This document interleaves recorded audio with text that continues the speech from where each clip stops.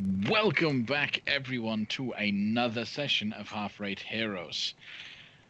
Thanks for bearing with us today and for joining us on today's session. So, our group of Half-Rate Heroes have been traveling across the world and across many worlds. They've visited many planes, and that's certainly not going to be the end of it. They have a task ahead of them, a fairly simple one. Go find Jarlaxle, the head of the Brigand Earth, the legendary character that he is, steal something from him, and then use that thing to travel to other planes. Simples, right? To get to Luskan, the party decide, well, we're going to go to Loudwater and use the Harper teleportation network to then travel instantly up there. Again, should be simple. Unfortunately, it turns out that the city of Loudwater was recently run over and is... the tower, specifically, has been taken over by some mysterious figure with a strangely vampiric accent. So far, on our climb up the tower, the vampiric voice has shouted at the party a few times, told them do not come up here, you're going to meet your doom and all of that.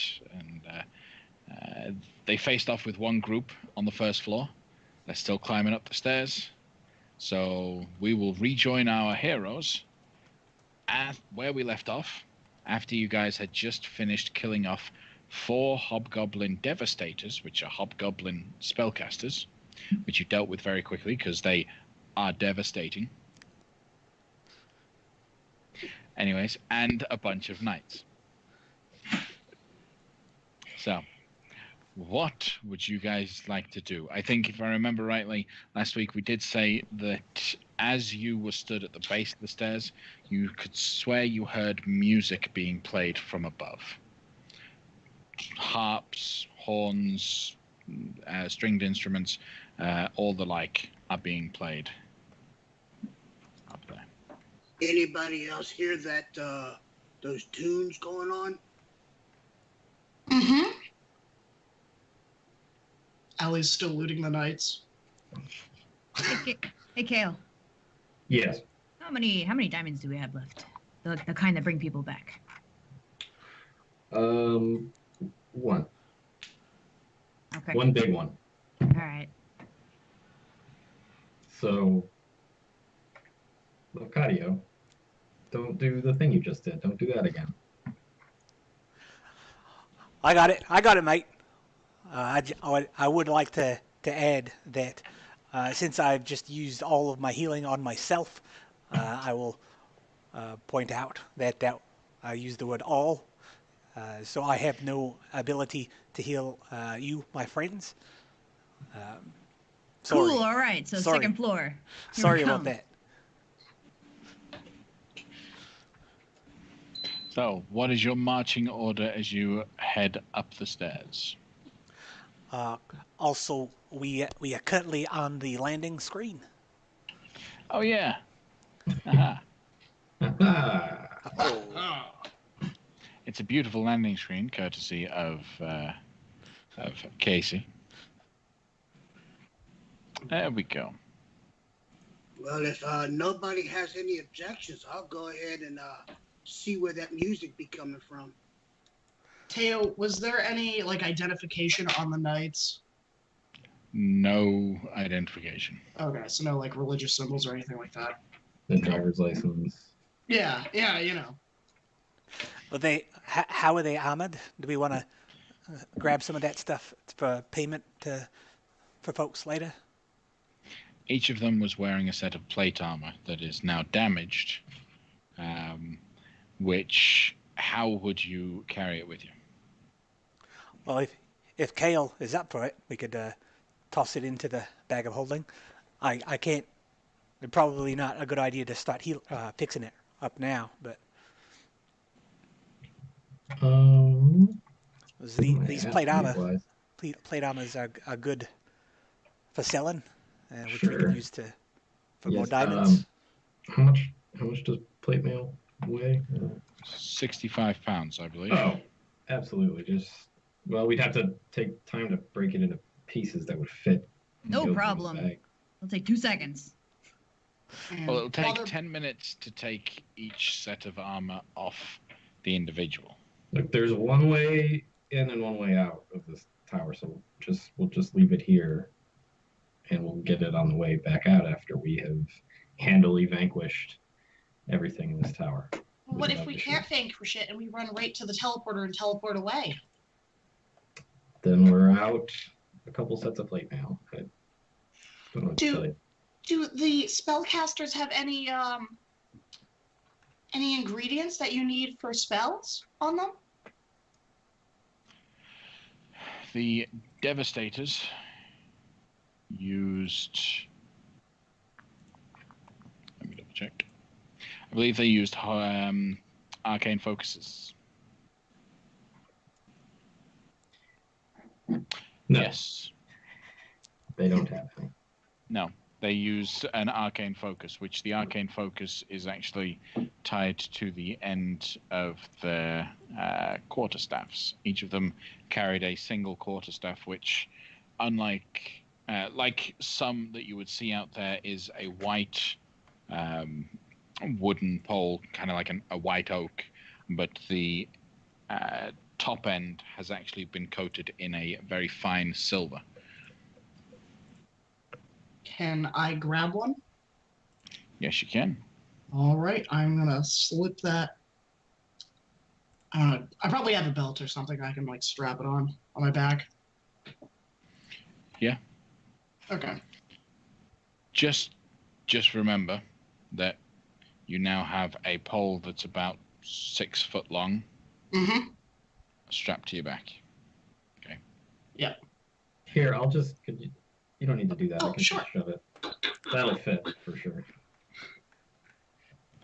All right. Yeah. So, Wampum's heading up first. I'll be Is beside that him. right? Yep. Okay. I will be there. So, as you guys step up the stairs, follow them up. The music gets a little bit louder, more intoxicating, as female voices join the cacophony. Do I have anything to stuff my ears with? Yeah. Okay. Well, remembering our last time that there was anything that was really abnormally loud in the Shadowfell, I'm just gonna plug them up. Now, question: Mhm. would you like to be deafened?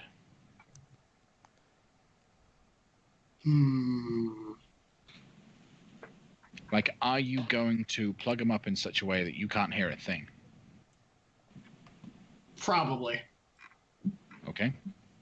So Ali is now deaf. Naturally, that will mean Ali's volume control will go through the roof. Okay. Yep. I think Allie is fresh to death. Okay. So I'm going to also use my pool of power to gain a spell slot back and use a second wind to get some hit points. But yeah. okay. Then someone's got to actually start marching up those stairs. And there we go. Don't worry, Wampum, you've got this. Okay. Wampum, you step up, you see the same sort of thing as you had seen previously, a long corridor with a set of stairs on the other side of them. But the corridor extends, just like here, into an open room. Right on the edge are 5 very beautiful young ladies, each playing an instrument. These women are making no efforts to hide the fact that they have wings or a tail. As they're playing and singing and having a good time, they see you come up the stairs and they just, hi, hello. What are you doing, Wampum? I look back at Nos. There'd be 5 women with wings and tails up here. Ask them if they'll let us pass. Hey! Will you let Yeah? us pass? Do you have something pretty to give to us? Yeah, we have a small demon down the bottom of the steps. We can't give him Allie.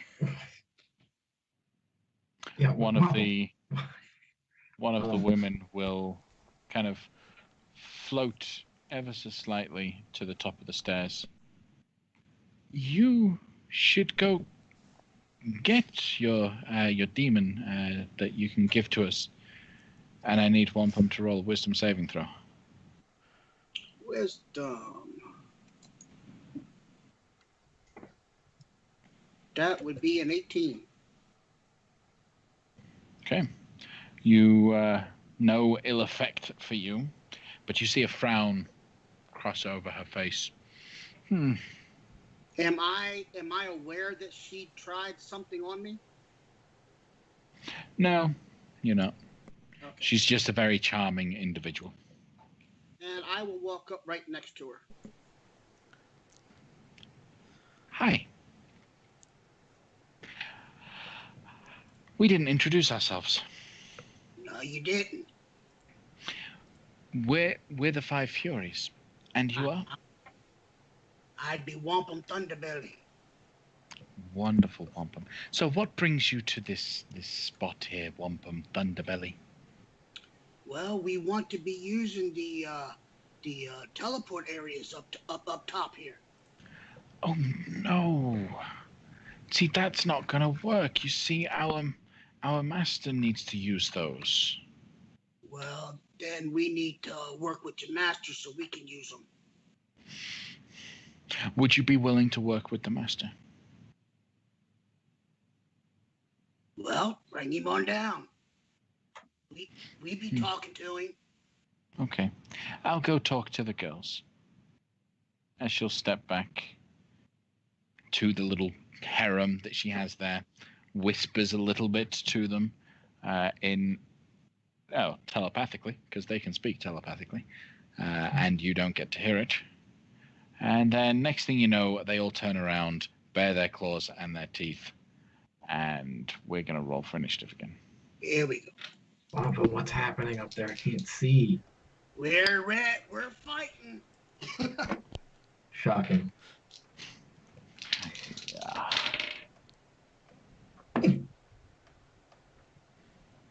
Okay. So, let me add Wampum. I got a 12. Okay, Kale, what was your initiative? I rolled a 14, but I forgot I have a bonus, so it's 17. 17. Nice. Okay. And Allie. 18 for me. Okay. So, just like the previous floor, the room was that 18, you said? Mm-hmm. The room isn't very tall. The roof is only about 20 foot high, and there's a set of stairs just in front of you. But as we charge on into this, come on, descending, there we go. Top of the round is Allie. All right. What would you like to do, Allie? Well, I haven't been listening.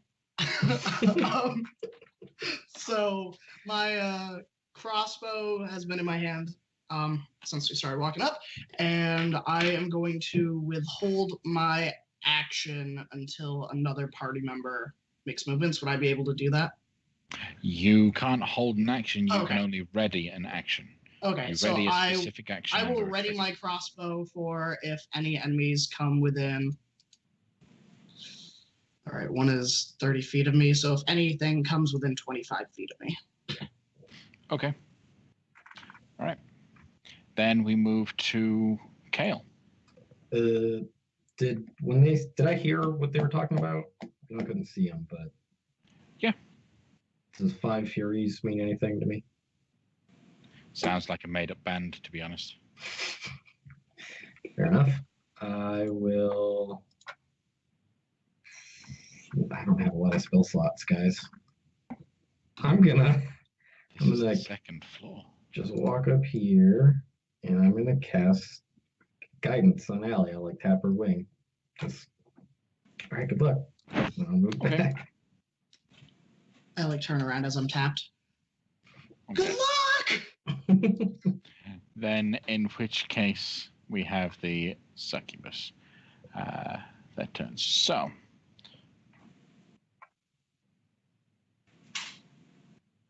we have one that is going to approach to that position, which I believe keeps her still outside of your trigger, but puts her close enough that she's going to attempt to charm Nos.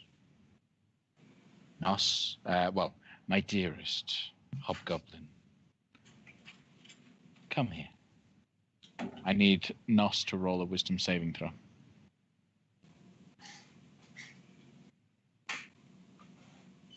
Do you have any reason why you might have advantage? No, not advantage.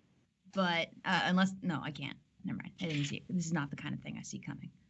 I have 2 enemies. That's not going to be enough. Hold on, just a moment. Let me check.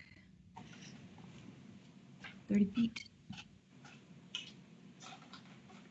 Yeah, I'll go ahead and use my saving face to add a +4 to that.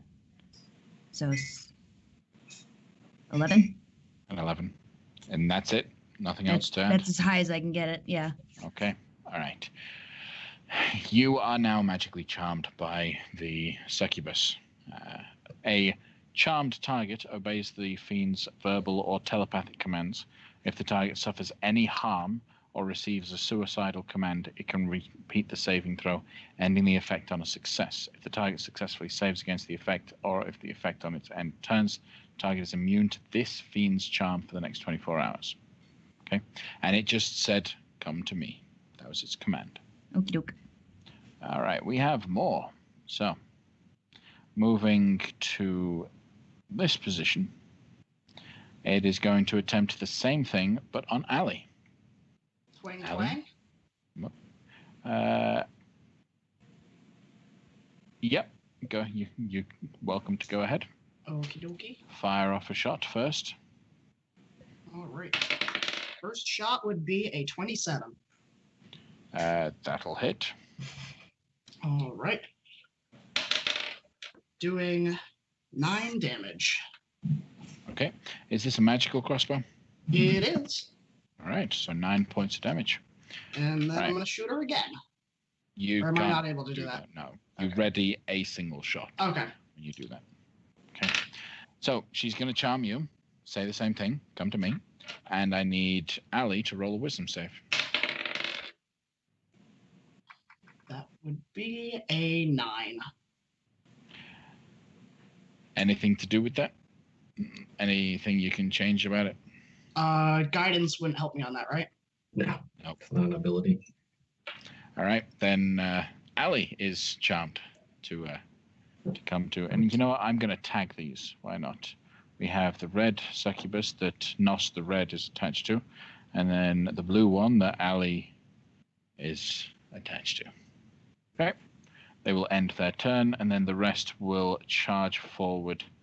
One is flying forward towards Wampum, with its claw out, ready to strike, but that's only a 13 to hit. So that's not really going to do much. Was the The charm next- telepathic? Or Yes. verbal? Okay. Telepathic. Because you clogged up your ears. Yep. The next will move up to the entryway and then disappear from view. Not casting a spell. Same with another. So, Nos. I walk straight forward and be like, yeah, what up? What you need? You will defend me. Okay. I think. Is Nos not permitted to attack? Nos is not permitted to attack the succubus that she is charmed by, and well, now that Nos is charmed, they must obey.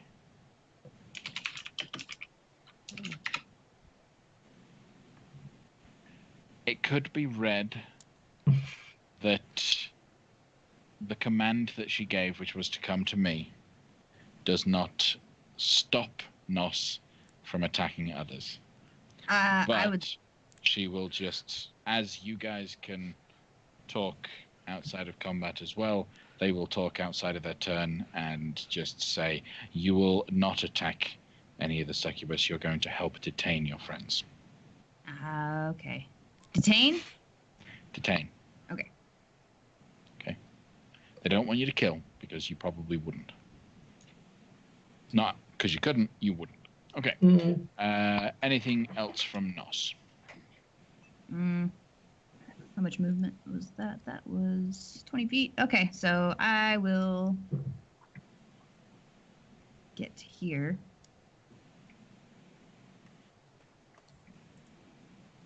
And if nobody does anything, the succubi don't do something, I will attempt to grapple Wampum.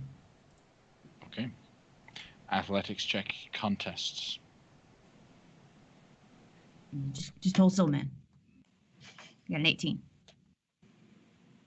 23. And Wampum just pushes you back. Okay, well, I'm going to try it again.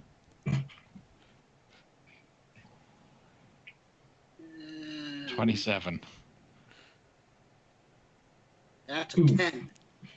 I got him! Detained! Good. Wampum. Nos just grappled you. Oh, it's me turn too. Yeah. What are you going to do? I'm going to punch her. Okay. So it's for the unarmed strike, D20 plus your strength plus your proficiency bonus. So probably the same as most normal attacks. Right. Or your athletics, most likely. Yeah. So a 20 to hit. There you go, that'll do it. I'll hit. Okay. Nos takes 8. Well, no, because you punched, right? So what's your Right. strength modifier? My strength modifier would be a 5. 5. So Nos takes 6 points of bludgeoning damage and gets to roll a wisdom saving throw. Got a 5.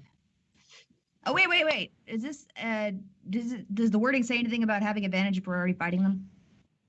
No. Okay. Yeah. Fortunately not.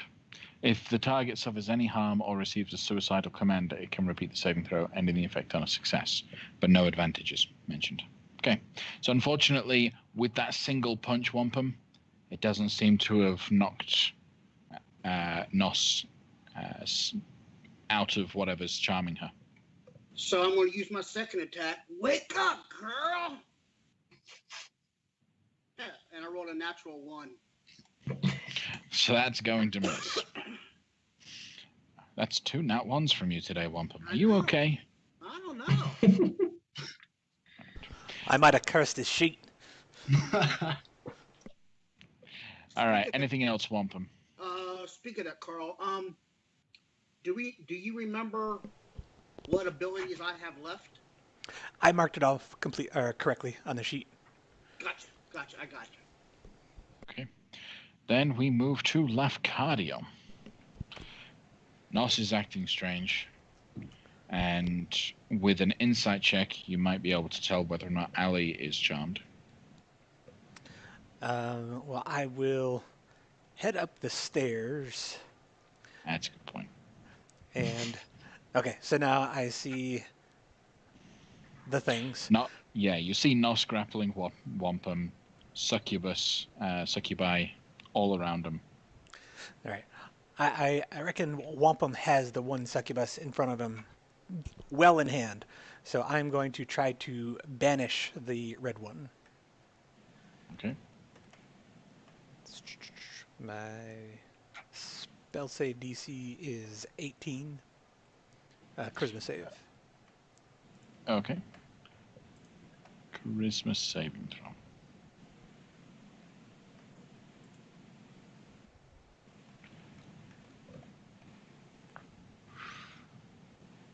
Which one did you The try to red one. banish? The red one. Red one. Okay.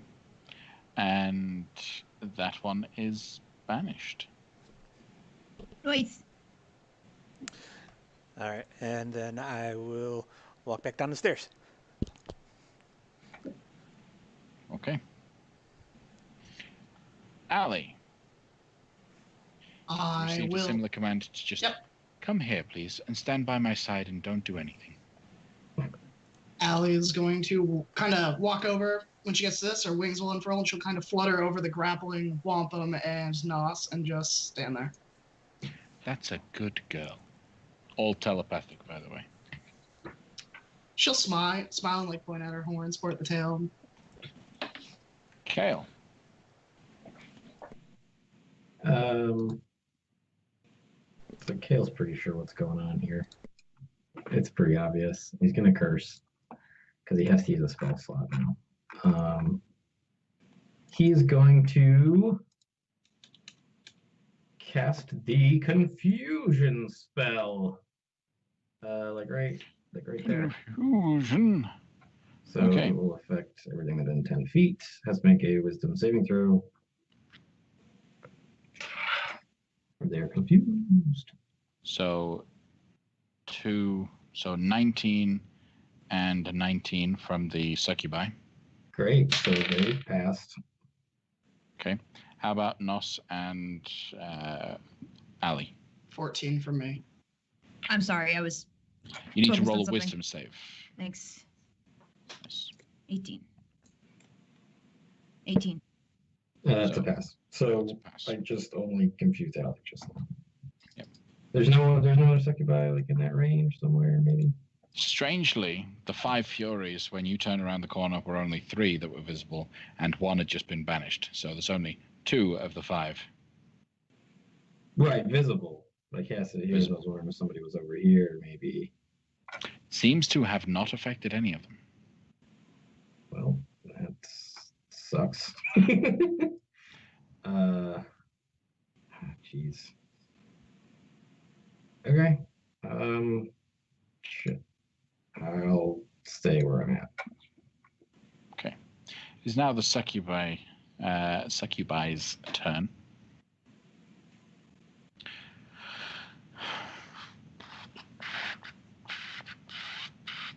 Okay, so the 2 that are visible, the one next to Allie is going to just lightly place her arm over Allie's shoulder.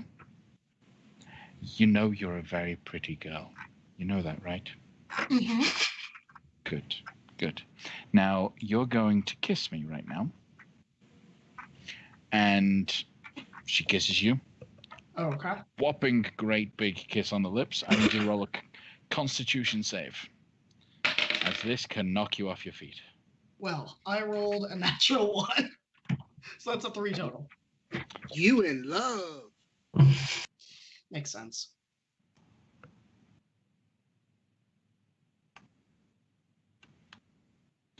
Okay. Then as the succubus applies its draining kiss to you, you will take 32 points of psychic damage.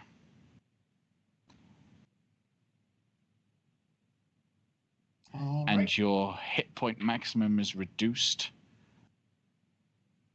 by 32. Wow. All right. This reduction lasts until the target finishes a long rest. The target dies if this effect reduces its hit point maximum to 0. Now, you get to make a wisdom save as you've just taken damage. All right. That was 36, and it lowers it by 32 points of damage. 32. And your hit point maximum also drops by 32. All right.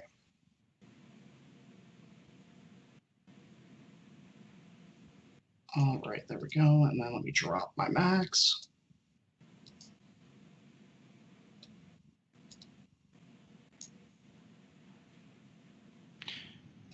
There we go. Okay. Okay, so wisdom save. Yes, please. That would be a 17. That is a success. You are now immune from Blue's charm effect. And realize what's just happened. Ah, So. ew. All right. Then that will be... You know what? No. They will use their action to come back from the ethereal plane.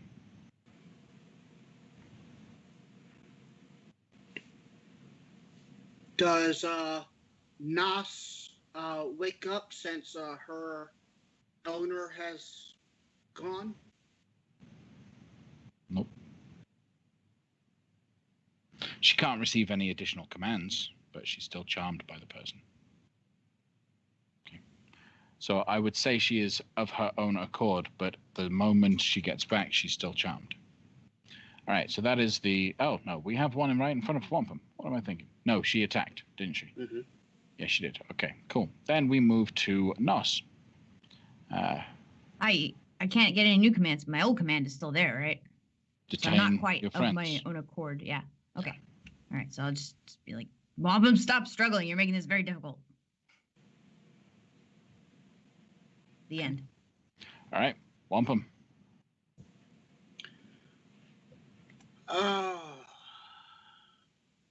I'm gonna punch her again. Okay, same again. Roll an attack. And that would be a 23. It's Okay, it would actually be a 22. I don't know why. Because your strength plus proficiency is a +9, right?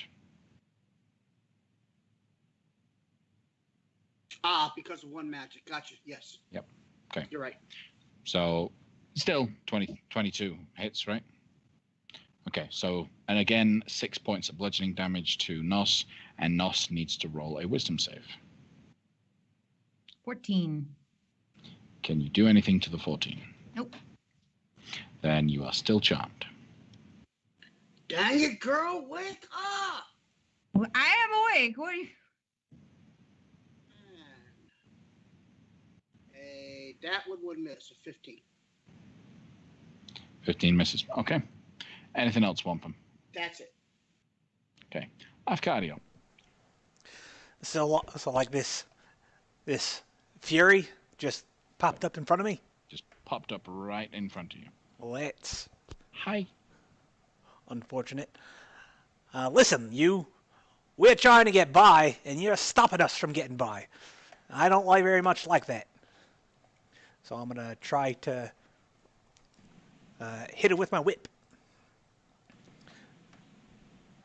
With 17. 17 will hit. That's 7 points of damage, and I'll try it again.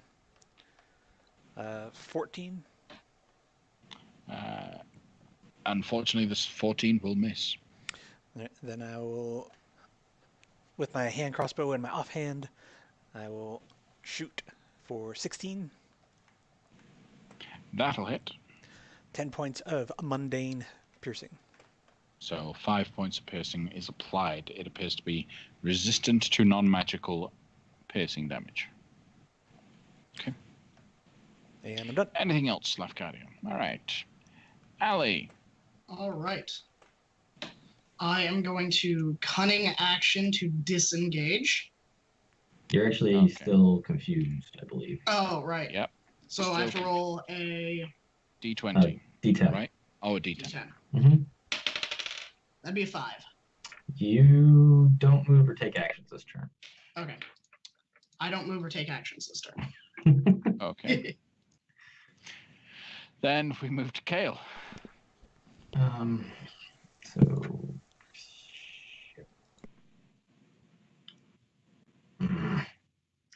is there space here for me to get past this lady?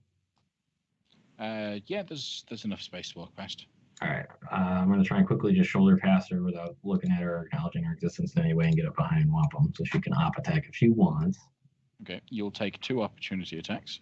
One from the one behind you and the one in front of you. Okay, that's fine. So, first one will be a 15 to hit. Nope. Okay, and the second shall be a 24 to hit. Yep. That'll be 8 points of slashing damage. That's fine. I'm not worried about it. So I get up behind Wampum after I get get nicked in the back, I guess.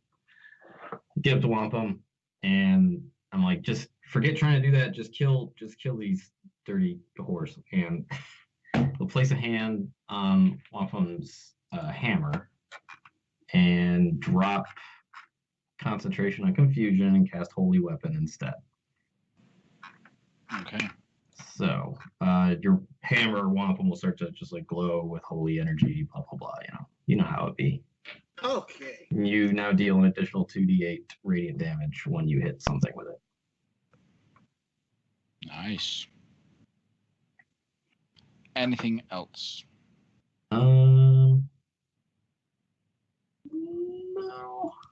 No, I'm good. Okay. Then we move to the succubi's turns. So, we've still got one off on another plane, banished back to its home plane, milling about where it is. We have the one that's next to Ali, a little frustrated that the charm is finished. So, I'm going to slash at you now. I hope that's okay. Am I able As to she talk and strikes out respond in at you. Infernal? You can if you wish. Please don't do that. We're on the same side. Okay. 19 to hit That will hit. for 5 points of slashing damage. Ow! And just in case, this will be non-lethal. Okay. Okay. I don't know how close you are. After taking 32 I points of have damage. 27 HP because I had the 4 left from the temporary. Because I had the 8 on me. Okay.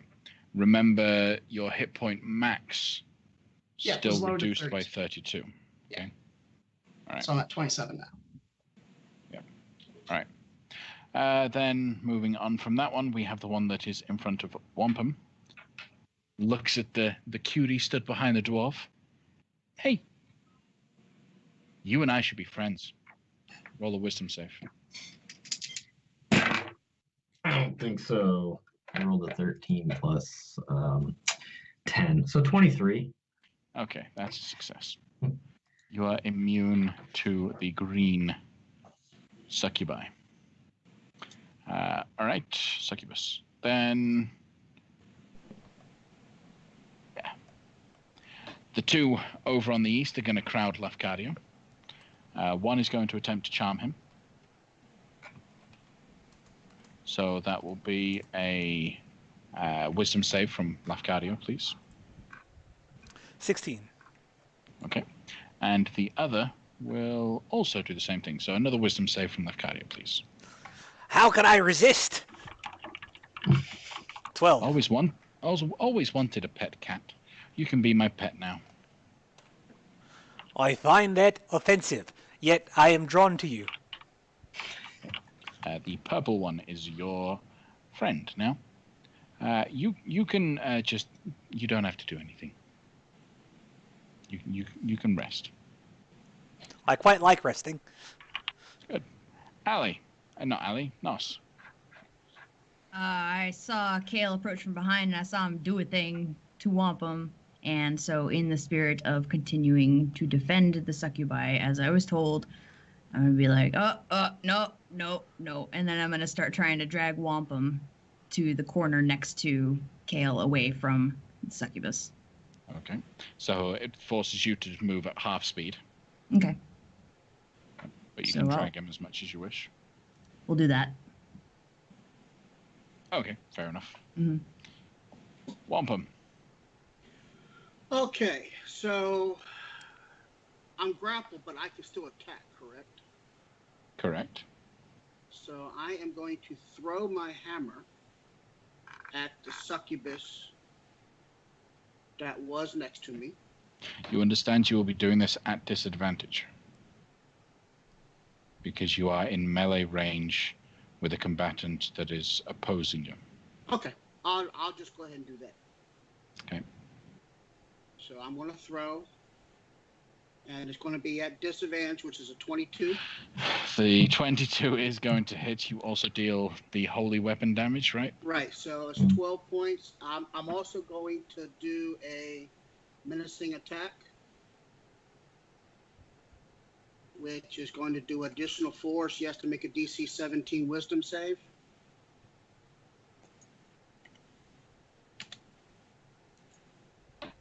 Which she saves. Okay. And so she's going to take 4 points and then another 7 points from the Holy Hammer. Okay. She's looking hurt. And then I'm going to throw again. Oh, man. Aww. Oh, Shoot. So that'll be a 25 to hit. So Yes. 14 points of bludgeoning damage. 14. And I'm going to do a distracting strike on her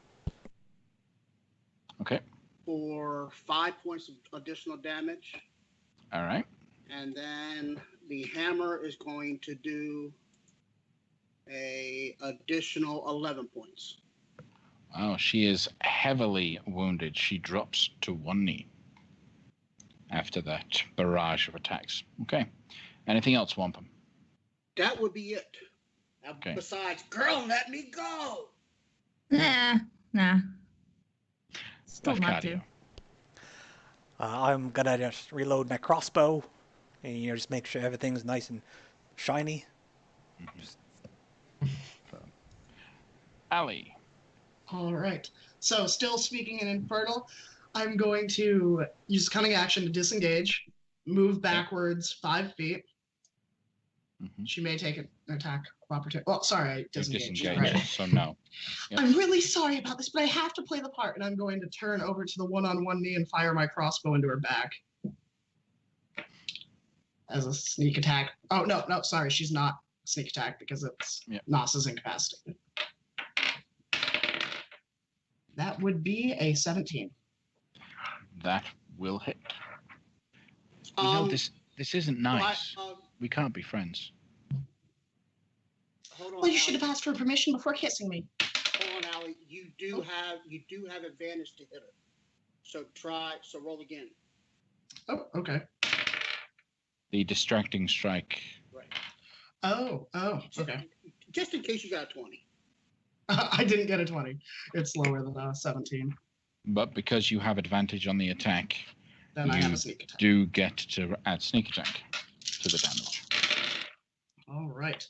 That would be 10, 13, 14, 15, 16, 17, 18, and 24. That's a dead succubi. Succubus. No! Demon lady, no! Why?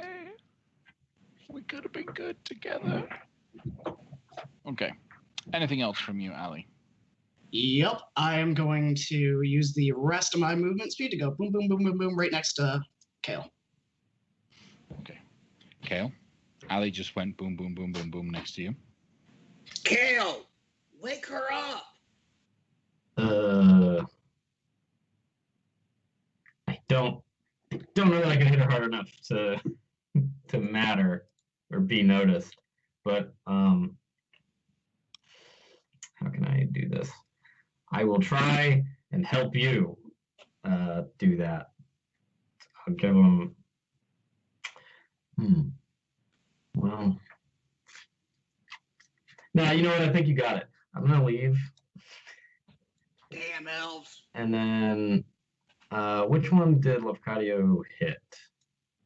The rightmost one. The right one? Okay, I'm gonna toll the dead on that one. Okay. So she needs to make a wisdom save. Or at least you think so. They're identical quintuplets. So she rolls 7. So she takes 2d12 of damage. What do d12s even look like? Like a d10, but with 12. 4. Thank you, DM. So 8, 9, 10, 11, plus 5, 16 necrotic damage. 16 necrotic damage. And then,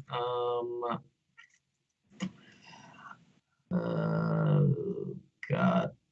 I'm going to cast Sanctuary on myself, a bonus action. Take out my mirror, hold it up defensively. Fair enough.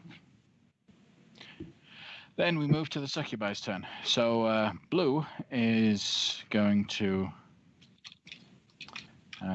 walk past Ali. I'm so disappointed in you. As Blue is going to attempt to charm Wampum. Wampum needs to roll a wisdom saving throw from Blue. 17. So you succeed. That's good. Right. We have the purple one that has charmed Lafcadio is going to invite Lafcadio in for a little cat kiss, a little kitten kiss. And Lafcadio is going to have to roll a Constitution save. 23. Okay, nice. So you take half damage.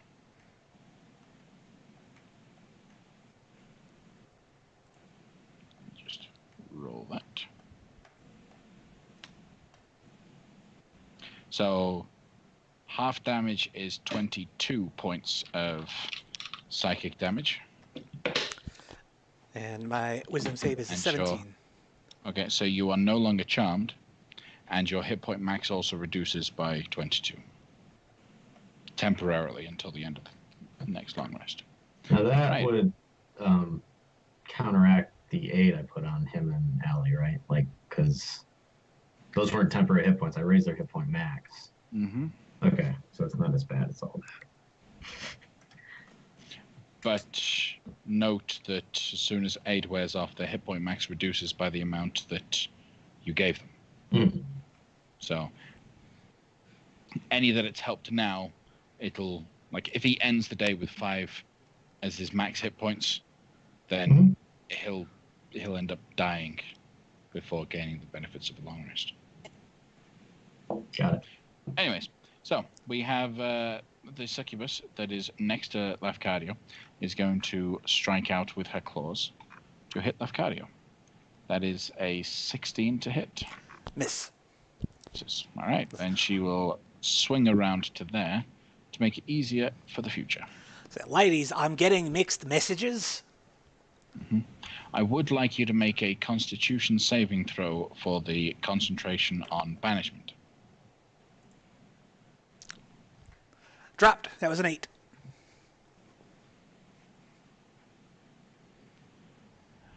Hey, girlfriend.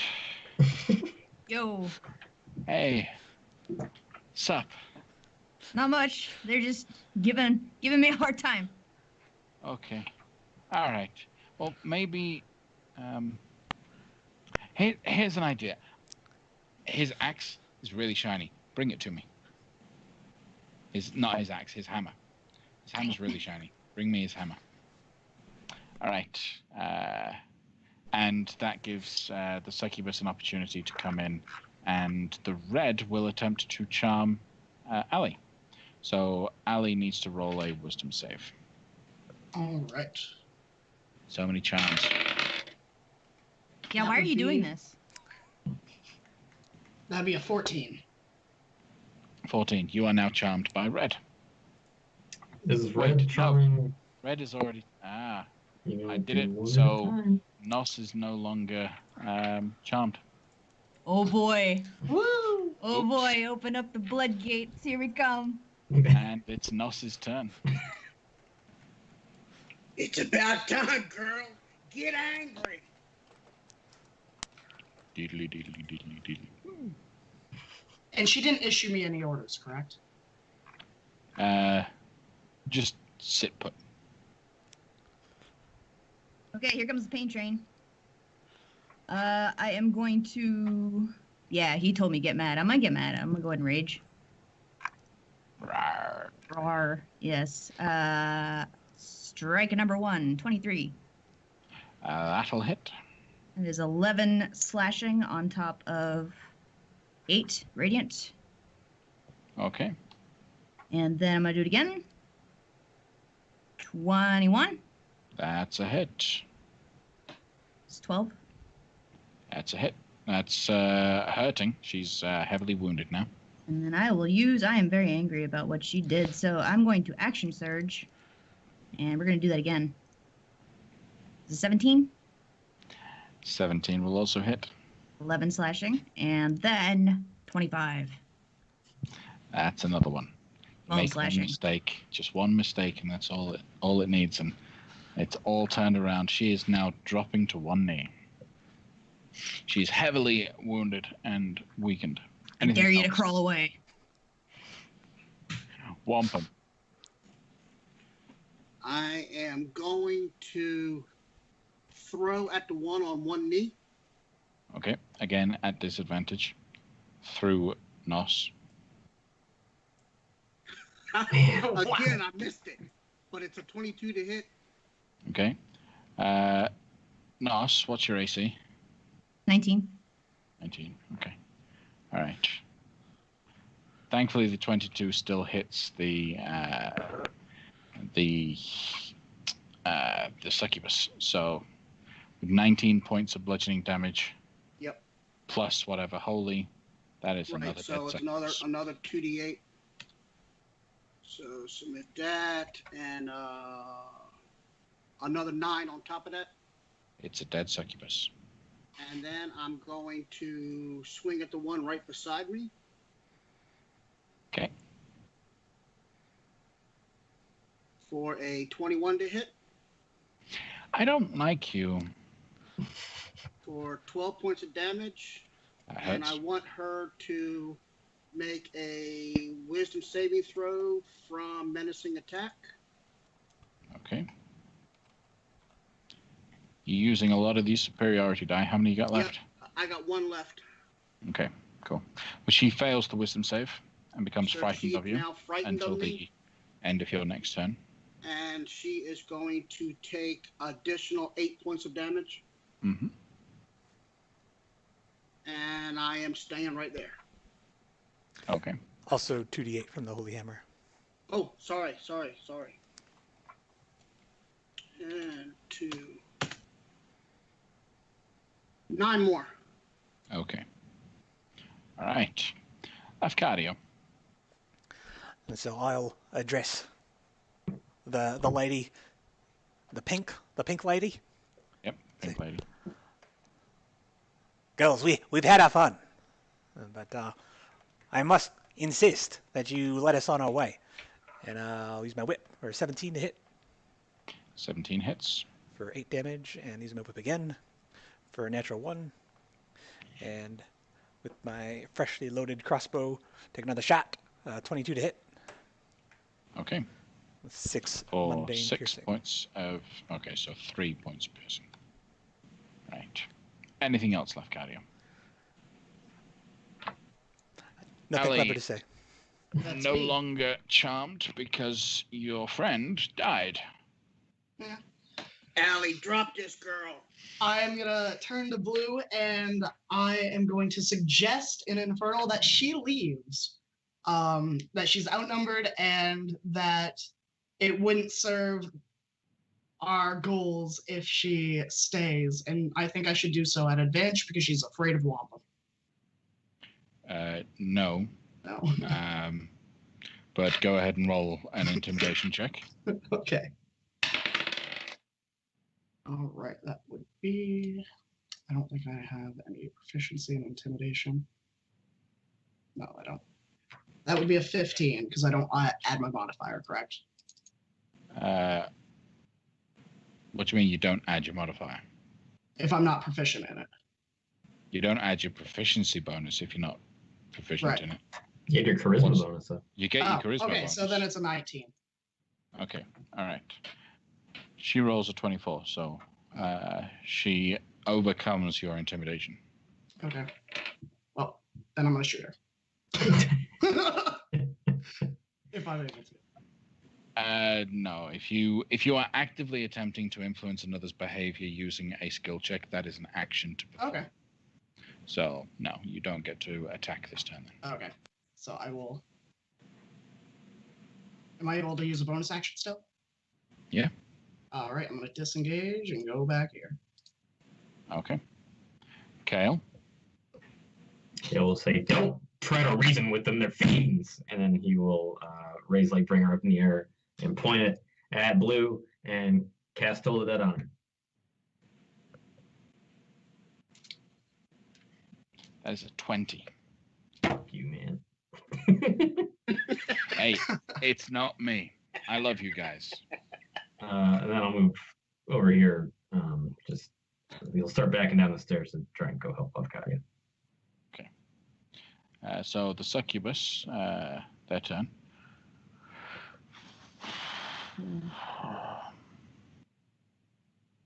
Yeah. Purple is going to attempt to charm Kale. Go for it. So Kale needs to roll a wisdom save. Ooh, it's a good thing I have advantage. 27. Under what reason do you have advantage? Fey ancestry. Against being charmed. Yep, fair enough. Okay. So that failed. Pink is going to attack Lafcadio with advantage because of flanking position. So 21 to hit. Hits. For 6 points of slashing damage. Ow. Take that. And then Blue is...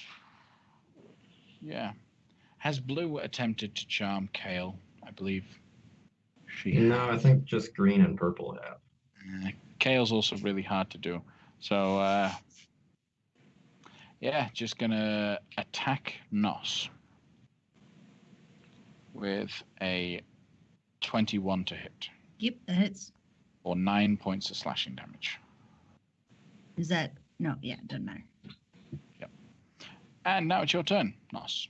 What would you like to do? These succubi are looking weakened. She was frightened. Wait a second. She was frightened of Wampum, which meant she had disadvantage on that attack that she made. Yes. Would an 18 hit you? No. Okay, so you don't take the 9 points of slashing damage. Sweet. Thanks. All right, now it's your turn. So I'm going to have seen Kale dipping back down and remember, oh no, Lafcadio's down there. So I'm going to leave Blue to Wampum. And I will run downstairs to this position. She will attack you. That's going to miss. Okay. So we're going to go for Pink. Wait. Okay.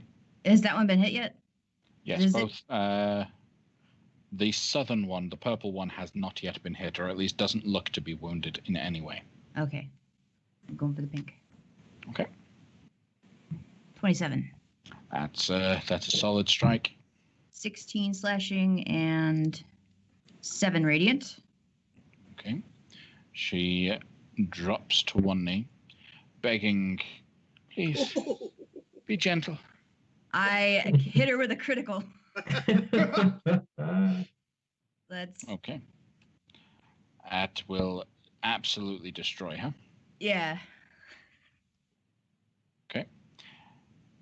Anything else, Ali? Nos, sorry. Nah. Just give it a little come here to the purple. Can you use the other end of your weapon? Oh, thank you, Lafcadio. I totally can. Can I hit purple with a 13? No, you can't. Not A little too slow on that.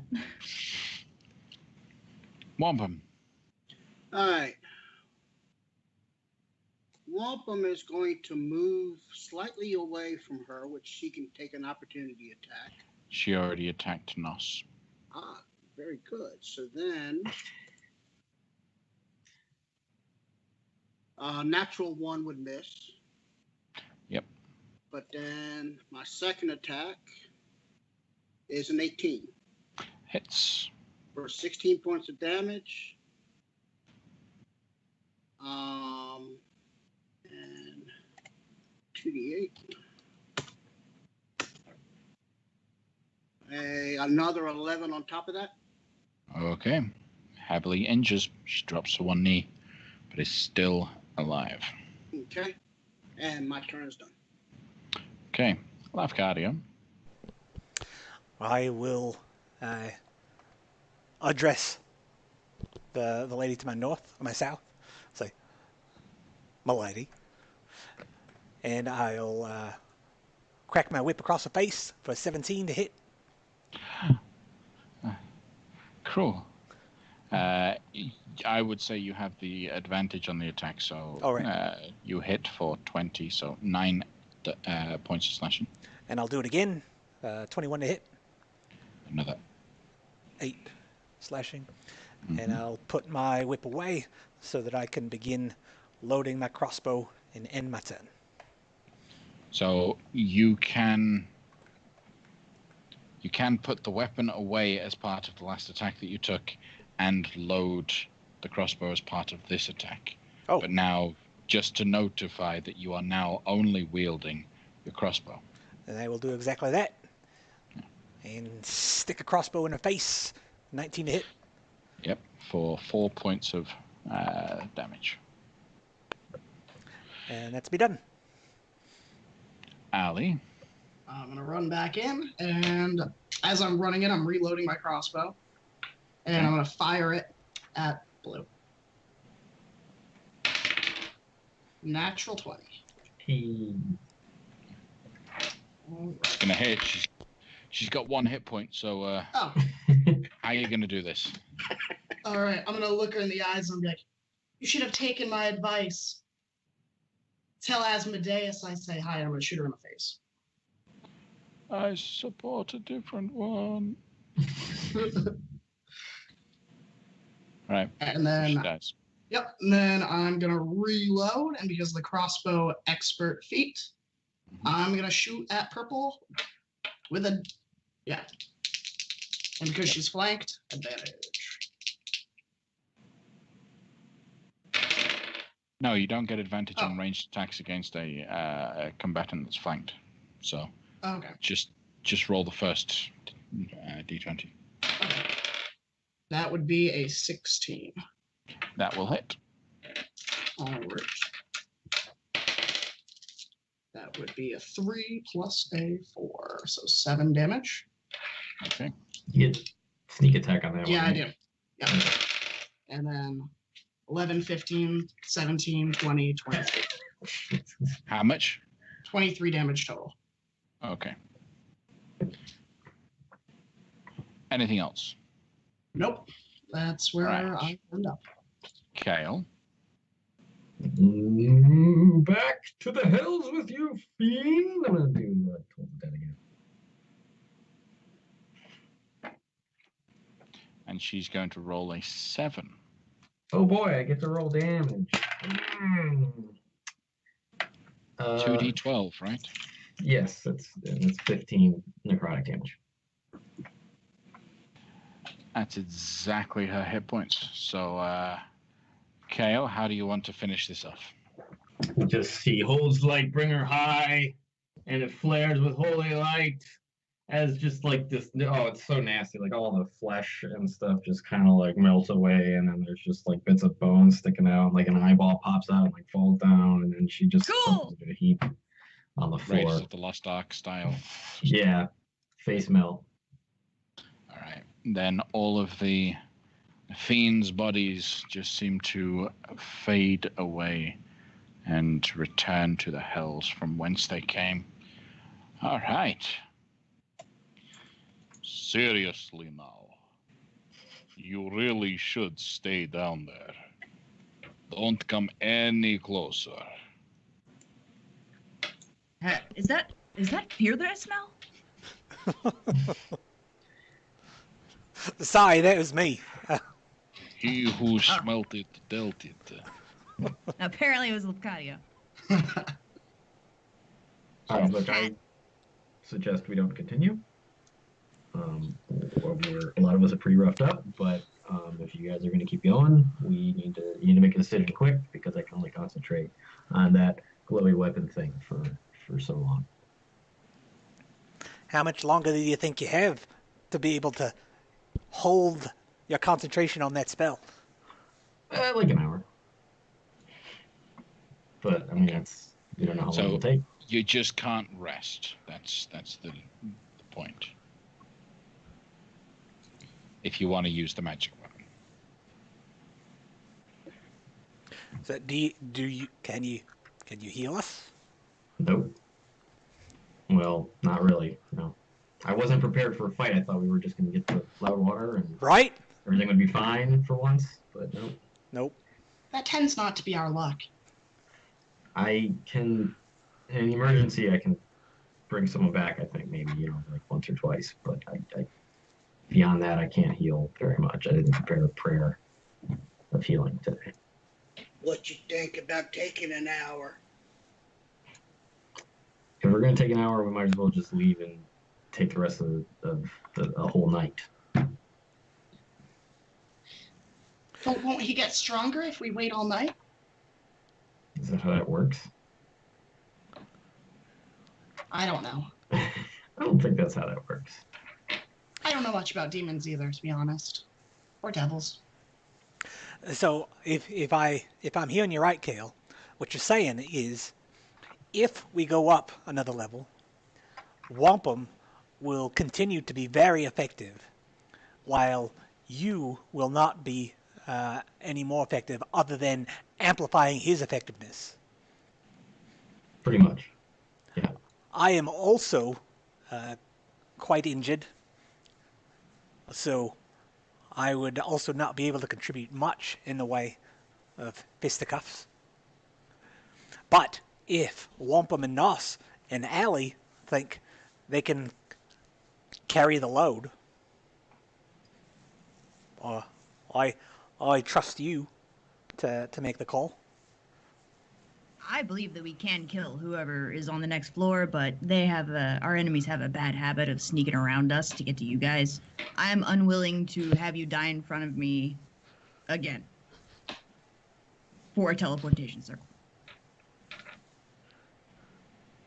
What if there's no one on the next level? I doubt that. Well, Allie, Mm-hmm. maybe go scout it out a little bit. You still have that non-detection spell on you. I do. I didn't know I did. I don't feel any different when I have it on me or not.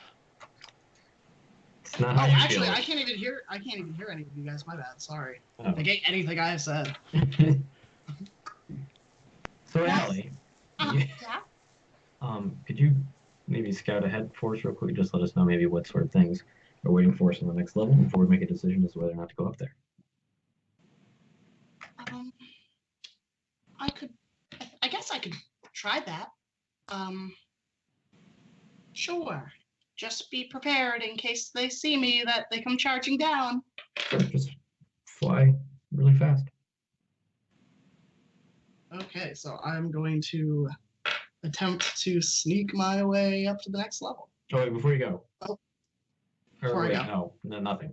Nothing before you go. Are you sure? Yeah, positive. Positive. Oh, okay. If you're positive, then I'll take your word for it. All right, Allie, go ahead Yes. and roll a stealth check. All right. 25. Wampum will start moving closer to where she goes up the steps. He won't go up the steps, but he's going to be at the base of it. Okay. Allie, you go into the staircase here. This staircase is unlike the others in that it doesn't spiral once up 20 feet. It actually spirals twice up a total of 40 feet. Okay. You pop out, and as you do so, up on the upper floor, you see the teleportation room with all of the different nodes and points dotted around it. In the middle of all of it, creating his own teleportation circle, is a halfling in a really dark cloak, with his collar popped up, hair slicked straight back, working on this teleportation circle, painting it on the ground with chalk. This dude sounds so cool. I know, we should have been friends with him. Is there anyone else in the room? What is there for furniture? Anything like that? This room, like some of the other Harper towers that you've been to that are the the teleportation rooms.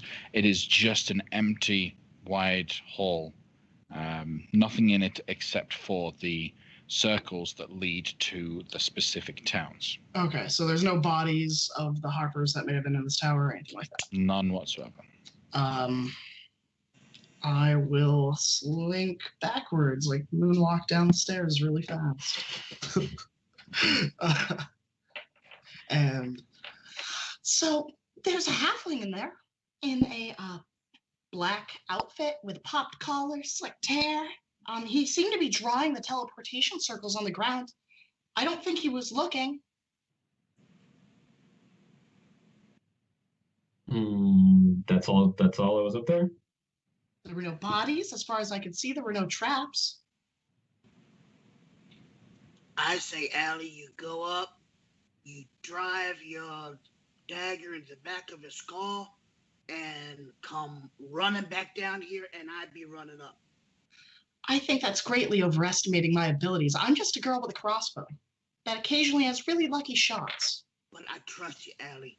I got total faith in you, Allie. I do too, but tactically, it's a little bit of an unsound tactic strategy there. Well, she's got that assassination thing, ain't she? You mean She shooting knows people we're coming. really lucky? Mm-hmm. So was he or was he not a vampire? I've never seen a vampire. I wouldn't know. I grew up in the Underdark. Plus, it was hard to see his face because the collar. Mm-hmm. Well, I can sneak up there and throw up some daylight as well. So if we sneak up there together, I'll shoot him with a crossbow, you throw daylight on him, and then everyone else charge up and hit them. Foolproof. Sounds fine, but Lafcadio, you're not looking so great. Are you sure you want to be up there before anybody else with the armor and shields and stuff? Well, I'll both be up there before anyone else and be back down, Nabanyan willing. All right. Wampum will hand Lefcardio 2 potions of healing. Here. This'll work. Drink one of those right now. I was planning on buying some when we got to this town, but I'll pay you back, mate, and I'll drink one right now. 2d4 plus 2.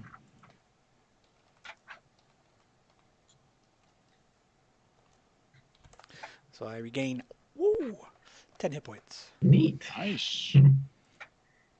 Nice. Where's your hit point max out currently, Lafcadio? 61.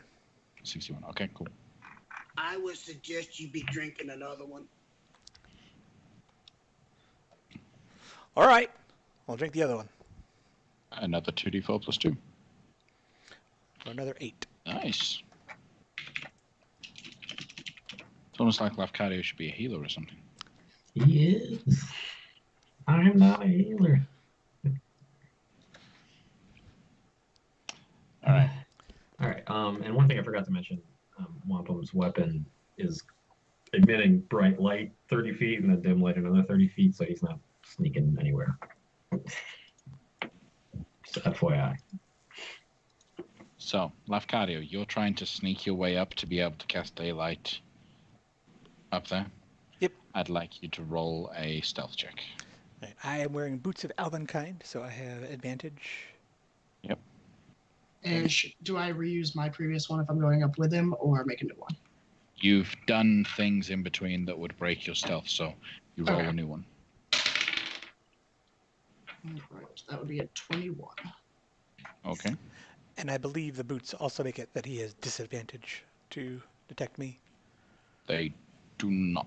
The boots just mean that your steps don't make any sound, and you have advantage on stealth checks. Hokadoke. Well, he doesn't see anyone. So, go ahead. So I'm pantomiming to Allie and say, "Do you want to, or do you want me to?" Allie's kind of looking, seeing how far he is, how far she'd have to get before she could hit him.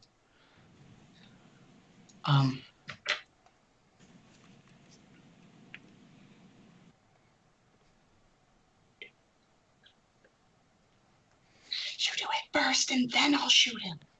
Right. Okay. So then, knowing intuitively that my daylight has a range of 60 feet and a radius of 60 feet, and knowing just you can easily eyeball a point I choose. I don't even have to see it. So I'm going to cast daylight in the middle of the room. Okay. So daylight creates a sphere that sheds bright light and sphere is bright light. Okay. So 60 foot of bright light and then 60 foot of dim. So the entire place just suddenly illuminates. I would come on, don't act slow. There we go. All right. Everyone's going to have to roll initiative as that draws his attention. And now the place is suddenly lit. 22 for me. Okay.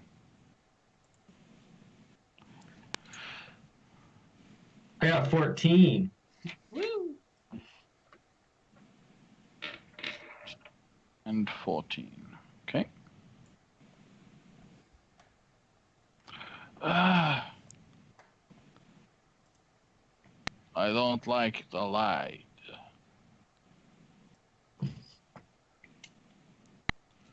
Okay.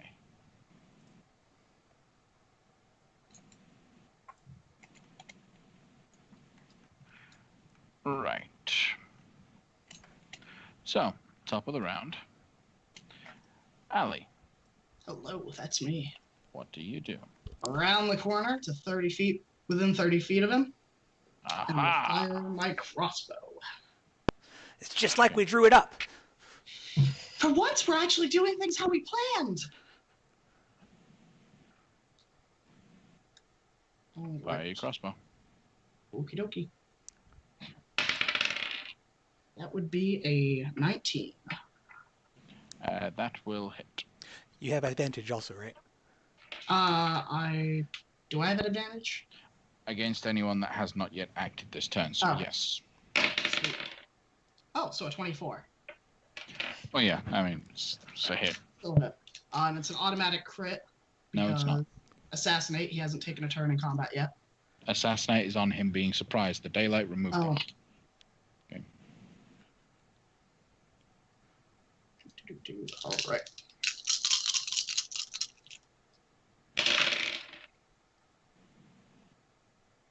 That would be 3 plus 4, that's 7, 12. Sorry, I don't have a sneak attack on him, correct? You had advantage, so you do. Oh, You I do have sneak attack. You just Okay. don't get the crit. Okay. 7, 10, 15, 21, 27, 31 damage. Okay. Anything else? Then I'm going to use the rest of my movement speed and go 5, 10, 15. Back to where I was. Okay. Wampum. All right. Well, you said it's 40 feet up, correct? Yes, the spiral staircase is 40 foot up. All right. So I'm going to use double movement, and that will put me right there, and then I'm done. Okay. All right. At the end of your turn, the vampire is going to move at his speed straight towards you all. Nos. I am going to move 40 feet all the way upstairs, get right behind Wampum. And then I think, let's see. That could be.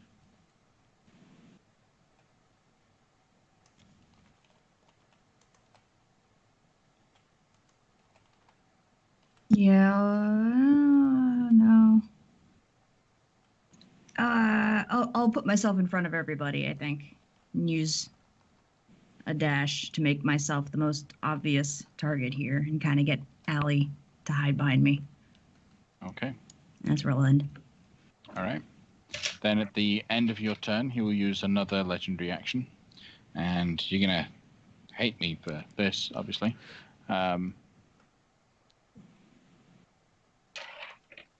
As he gets out of line of sight of the bright light. Oh no. And right next to the source of it. I think he crossed my melee threshold, though, so I can take an attack on him.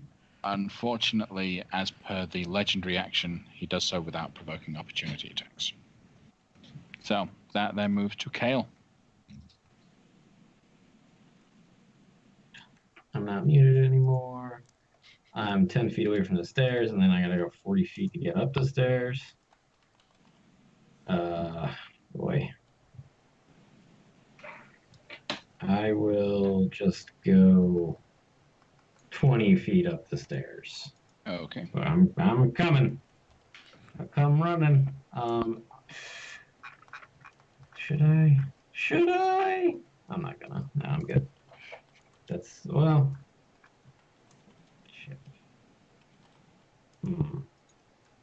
It is a bonus action. I will dash for my action, go another 20 feet up.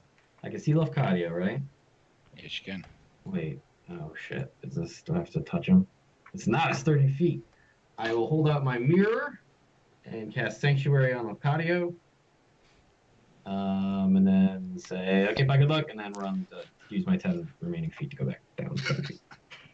Okay. All right. Anything else from you? Nope. Okay. Then, yeah. So, on his turn, the G'day, mate. daylight spell Is not concentration. it's not concentration, but I'm actually... So a 60-foot radius sphere of light spreads out from a point you choose within range. The sphere is bright light and sheds dim light for an additional 60 feet.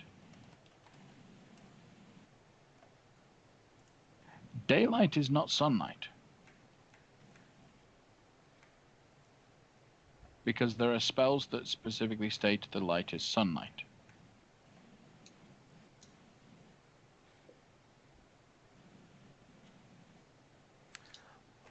Well, I guess if I take the word of the spell to be suggestive, but that's just me.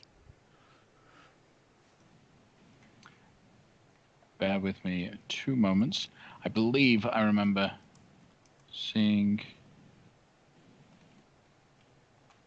Yes, there was actually a clarification by Jeremy Crawford on this. The question was, does the spell Daylight create sunlight for the purposes of vampires and drow, or is Dawnbringer just special? Jeremy Crawford's response, the Daylight spell doesn't create sunlight. Contrast it to the Cleric's Corona of Light and the Sunblade. As such, the vampire gains 20 hit points at the start of his turn. Curse you, Crawford! And then the vampire will use his action to cast a spell. Will any of you capable of counterspelling his spell? Nope. Okay. Then he disappears from view as he goes invisible. You will regret the day you interrupted my ritual. What's your name? I believe one of my people already gave you my name. Hippias. Hip, hip. Lafcadio. He's disappeared. What would you like to do? Wherever he was last, I will reach out with my whip and try to hit him. Okay, go ahead and attack. So with disadvantage, a 13. At disadvantage with a 13. It doesn't. You don't hit anything. I will try again with a 14. Same effect. No. And I will shoot my crossbow at him with the 26. At the same spot. Ow! You're supposed to think I moved. So is there a crossbow sticking out of him? A bolt? Yes, there is a crossbow bolt sticking out of the air. Just the crossbow bolt. All right, Well, so that was I guess he's really small, so sticking. 8 mundane piercing damage. Yep. Is it right in front of his heart? I know. Yeah, I was about to say, do quarrels count as stakes? Unfortunately, a stake has no effect on a vampire that is not incapacitated. I believe. Yep. So, even if it is somewhere, you don't know where it hit him because he's invisible. Right. Good thing he's small, though. Lafcadio, anything else from you? Lefcardio, get behind me. Right. I'll use my feline agility to give myself 60 feet of movement. And Okay. I will move 60 feet-ish. Okay. A strike will come out at you as you run away. That's a 21 to hit. Hits. Instead of dealing any damage, you are grappled and can't move. Hey, he's got Sanctuary on, so make a will save first. Wisdom save. Good point. Good point. Wisdom save at... was it 12? No, he does So not. it's a fail. So he can't attack. He wastes his reaction. All right. Arcadio runs away. Now, since he attempted a attack, does he become visible? Nope. All right. Ali, we're back up to the top of the round. Okay. And I can visibly see the arrow in the air, or the quarrel in the air? Or does that turn invisible as well now that's hit him? He's going to use up his legendary action at the end of... before the turn resets to make an attack against the crossbow bolt and get rid of it. So Okay. you've used up one of his legendary actions to get rid of it. All right. I will run 5, 10, 15, 20 feet to... Sorry, 25 feet. To corner his way down so he can't get straight to Kale. Okay. And I will fire my crossbow where I think he is. At least where they were shooting at. Okay. Disadvantage. It's a 21 and a 16. So it's a 16 to hit, Yep. and that that'll hit. Oh. He takes another crossbow bolt to the chest. To the And tiny that little chest. And that'll be 6 damage. Okay. Anything else from you? I'll reload and shoot him again. Why not? Okay. Disadvantage still? Yes, of course. That's a 24 or an 11, so I probably miss. You miss. All right. Then I will end my turn right there. Okay. He will... you'll see the crossbow bolt drop to the floor. It's another legendary action wasted. Wampum. I am going to throw at that location. Disadvantage. 25 Ow! for 15 points of damage. And Does it have the magic glowy holy power still? Should do. yes, As long as there isn't concentration being held on something else. Like sanctuary. Another Sanctuary concentration. It is not. No. Okay, fair enough.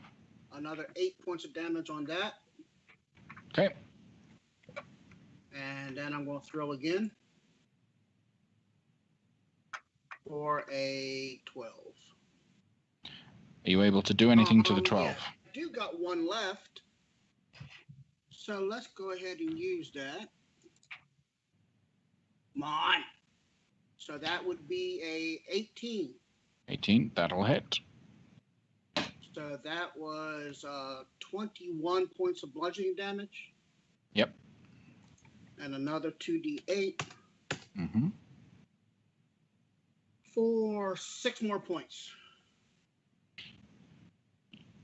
Okay. And I'm staying where I'm at. Okay.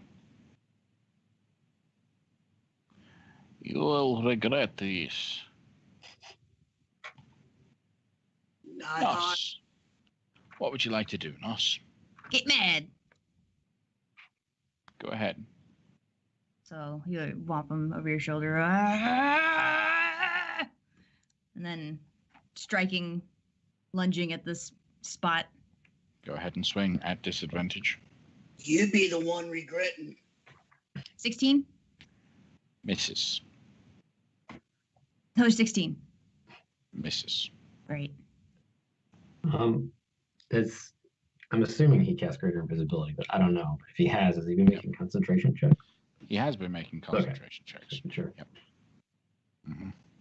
But the damage being dealt is has not reached over 15, I think. Like the save hasn't. Yeah, it's been good. Right. Anything else from you, Ali? Not Ali. Sorry, Nos. Nope. All right. Cool. Kale. Mm-hmm. What's the trigger for? So I'll run up to the point where I can just see everybody doing all the stuff that they're doing. And remembering that I'm a cleric, I will raise my book in the air and I will channel divinity to turn undead. So it's make a DC 17 wisdom saving throw. Okay. Probably. Turn undead has a radius. Yeah. Okay, so What's the radius? it is 30 feet. Yeah. Okay. And then I'll go back to where it was. Sounds I good. hope that worked. A spell is going to come flying towards Nos. Good. I need my rage. That's a good point. I need Nos to make a Constitution saving throw. You're good at these, right? Usually. 16? That is a save. What You happens? take half damage. Good. Yes. So I believe. Yep. Okay. So just roll that.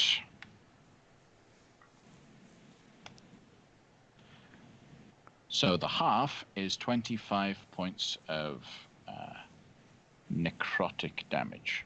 Okay.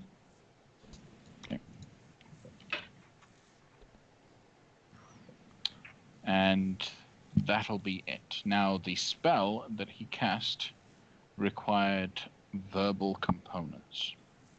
As such, I will give Lafcadio an opportunity to roll a perception check to potentially know where he is.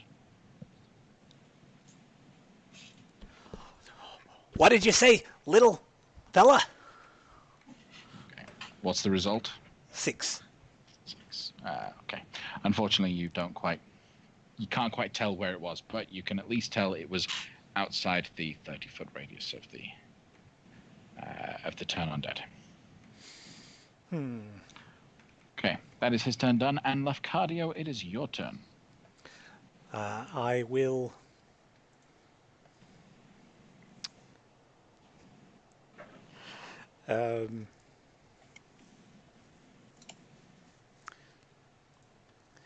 load my crossbow. Okay. And like, we just want to use the teleportation circle. You're not gonna get me talking that easily. Roll another perception check.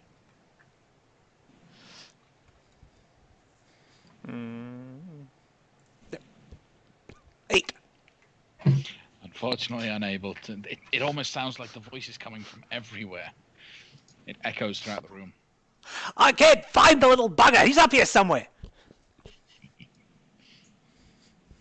That's it. I'm done. Who's that? That's Ali. It's me.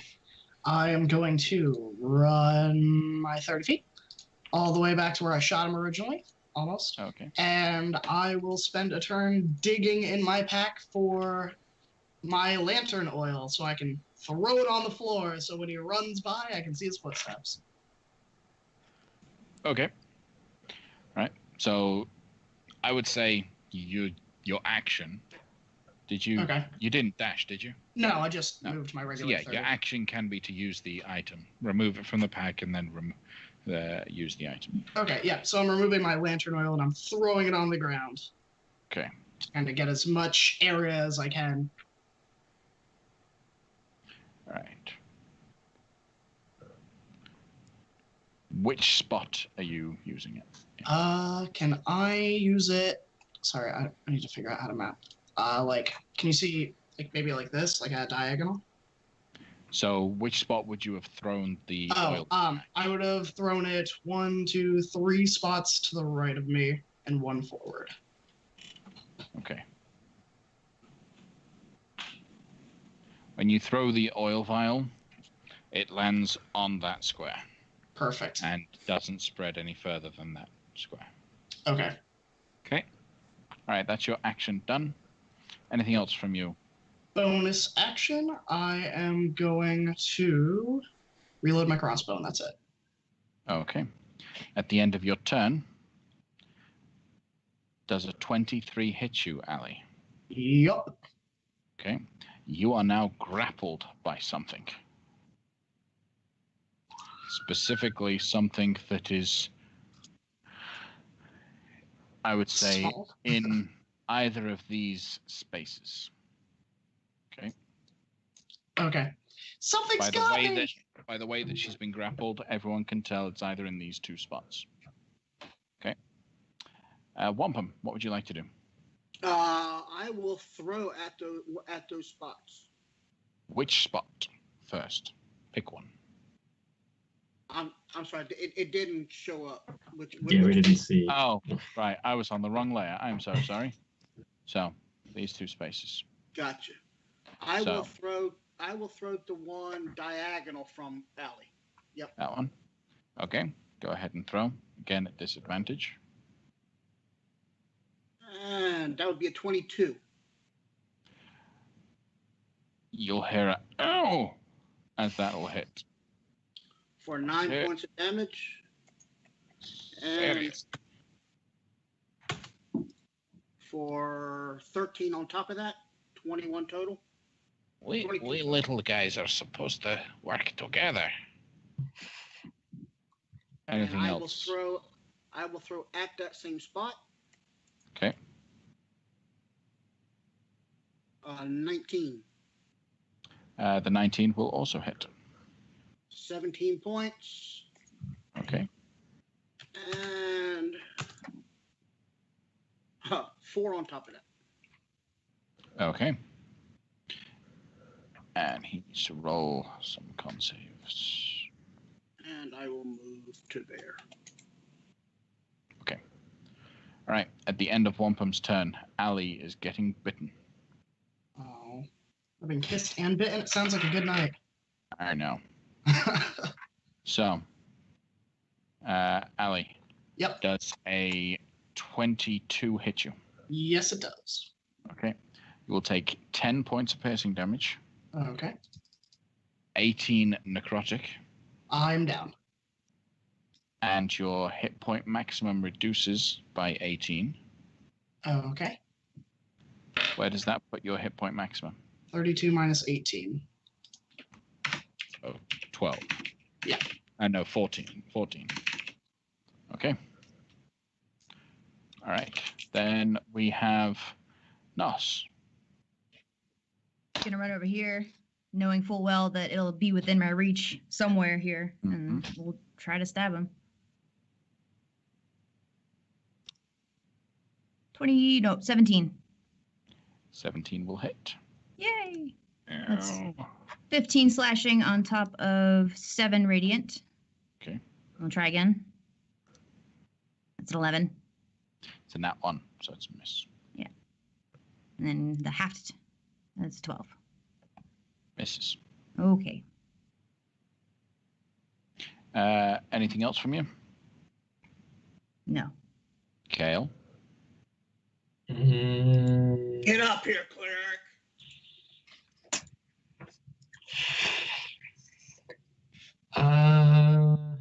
So Kale come up the stairs, and oh god. So something. Diagonal from alley. If something costs a bonus action, I can only do like one of those things. Like if I wanted to do 2 bonus action things, I couldn't use my action to do a bonus action spell, right? Nope. Didn't think so. Okay. I will. This guy's been hit a lot. By radiant damage, too. I'm going to dismiss Holy Weapon and cause it to erupt with radiant energy. Everybody that I can see they don't have to get hurt by it, but everybody within 30 feet of Wampum's hammer right now has to make a con save or take 48 radiant damage and be blinded.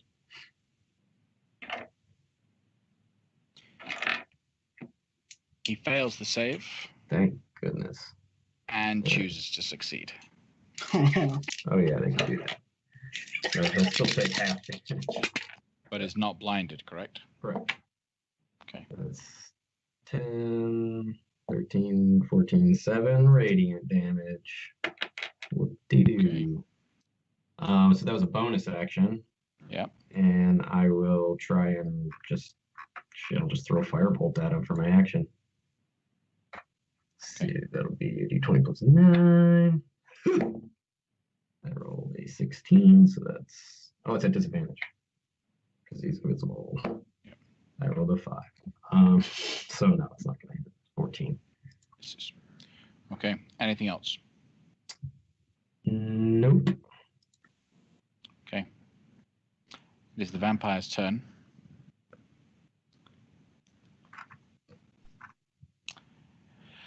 He needs to regain hit points, and there is a surefire way to do so. Yep. A 25 to hit Yep. Ali. Yep, because I'm already downed. That is a failed death save from the 6 piercing damage. Yep. 18 necrotic damage. Your hit point maximum reduces by 18. All right, I think I'm dead. That drops your hit point maximum down to 0. Yeah. Or at least past 0. Okay. As he regains the 18 hit points. Yeah. 1 down.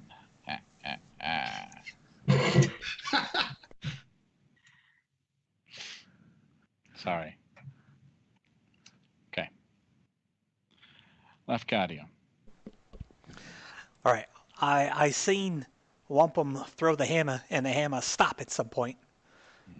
So I'm going to assume that is the spot where the vampire is, and I will throw my net on him. Okay. 16. It just lands on the floor. He has moved.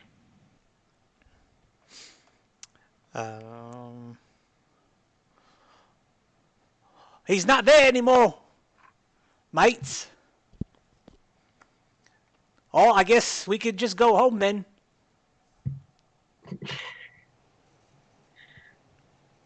Anything else from you? Nope, that's it. Okay. Yep. So That's it. All right, Wampum. Before your turn starts, roll a perception check. My passive is 22. But it would be at disadvantage because you can't see the thing. So, 12. okay, so there is a gust of wind as something passes by you. Heading towards Kale? Heading towards Kale. All right, then I am going to throw to that spot.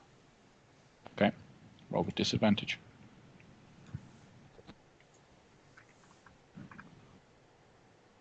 21. Hits. For 12 points. And then I'm going to throw again at that same spot. Okay. For 19. Also hits. Let me. For 11.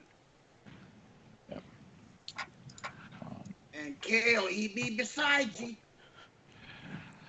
After the second one, he had actually had to use his legendary resistances to pass a couple of those con saves. And so he becomes visible after failing against that last attack.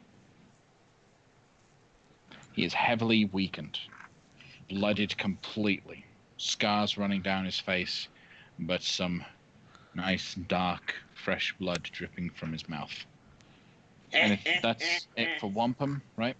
My turn to laugh. Now, he is going to use, at the end of Wampum's turn, a legendary action to try and attack Kale. That's a 15 to hit. Nope. Put my shield between me and him. All right. Then we move to Nos.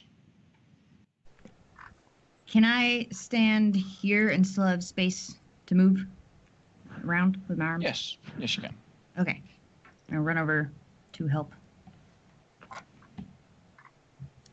See if a critical helps. Critical is certainly going to help. 23 points of damage on top of 7 radiant. I don't critical the. Double it. Oh. Yep. Okay. So it's 15 radiant in addition. That drops him to one knee. And He's heavily injured. This attack, if you hit, will kill. So Yay. I want to hear something fantastic about how it happens, okay? Let's see if I hit. It's 19 yeah, it will hits. hit. Okay, let's see. Can we say that he actually did kind of... Well, it wouldn't matter. Okay, what I would like to do is he's a little guy. I'm going to stoop down real low, and I'm going to bring my glaive up between his legs and essentially impale him from the downside up. And then when I'm done with him, just have him on my glaive like this. Like, whoop. How's that? As the blade, the glaive pops up, his body begins to slip down and then turn to mist. And it begins to float away unless you guys can think of any way to stop it. We swing wildly at it. Kale, I mean, there's probably. Oh, no. can you turn him again? Nope. I'm tapped. The mist is leaving, like it's going down the stairs. It's going towards the stairs to go down. And I'll follow it. I cast Mage Hand and try to grab it. Unfortunately, the mage hand is unable to grab hold of enough to really grab much of the vampire. In its misty form, it spirals down the stairs as quickly as it can and then floats out. I mean, I would like to have Yeah. tried to cast something on it. What would you try to cast? Toll the Dead, I guess. Unfortunately, the spell automatically fails. It seems to be unable to have any effect on him in that form. Fireball. Roll either a religion or an arcana check. I'll go with Arcana. 15. In total. Yeah, I rolled a 1. So. Okay. When it drops to 0 hit points outside its resting place, the vampire transforms into a cloud of mist instead of falling unconscious, provided that it isn't in sunlight or running water. If you can quickly find some running water, you could trap his mist form. Otherwise, he is going to leave until he hits sunlight, which, do you remember what time of the day you entered the tower? Evening-ish. Evening time. So the sun is set. So in mist form, he's immune to every single thing in the world? You can interact with him, but it is just mist. It's like interacting with mist.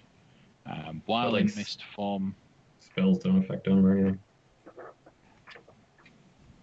they would have no effect because just what would they do? He's at 0 hit points. He can't be paralyzed, can't be restrained. Well, he can still, I mean, like, if magic still affected him, I mean, it's magic, you know? Yeah.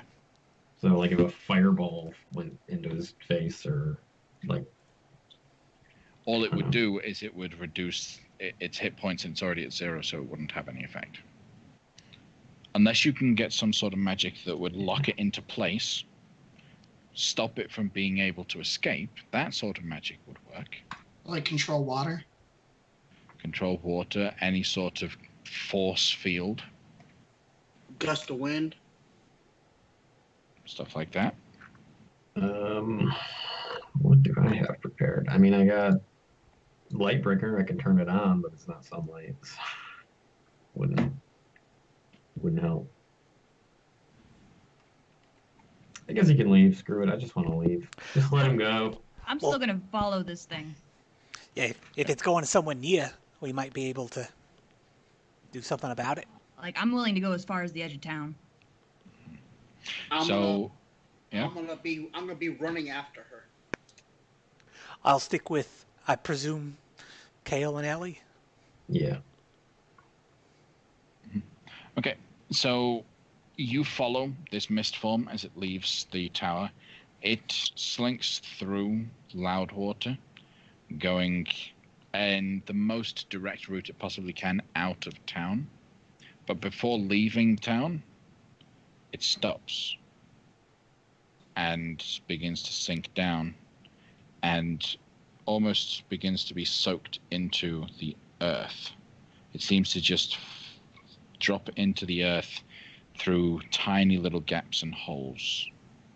I'm gonna rudely step in the middle of them and mark with the end of my glaive a big ol' X where that went. Okay. Would you do anything with the gravesite? Does it look like a gravesite? Like, does the earth look fresh? It looks soft. Certainly looks soft. Roll a perception check.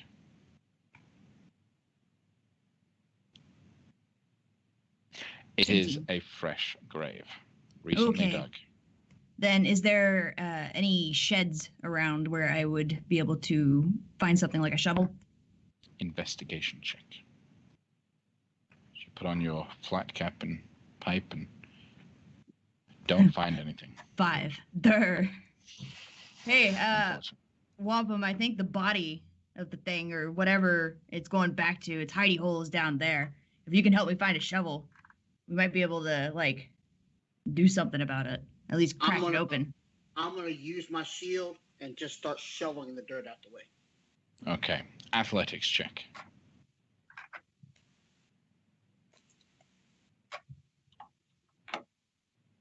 That would be a 14. You tear through the earth. It takes you a while.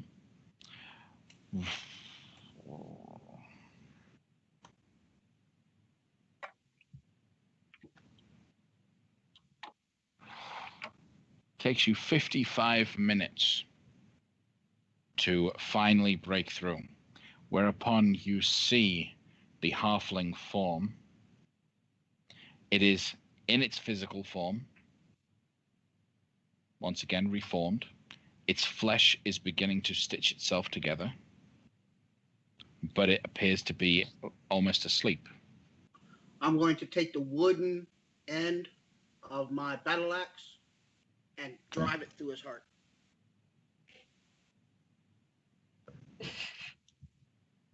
Okay.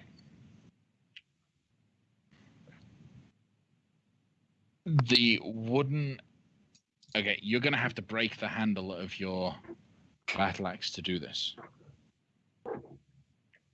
Because it needs to be a piercing weapon made of wood.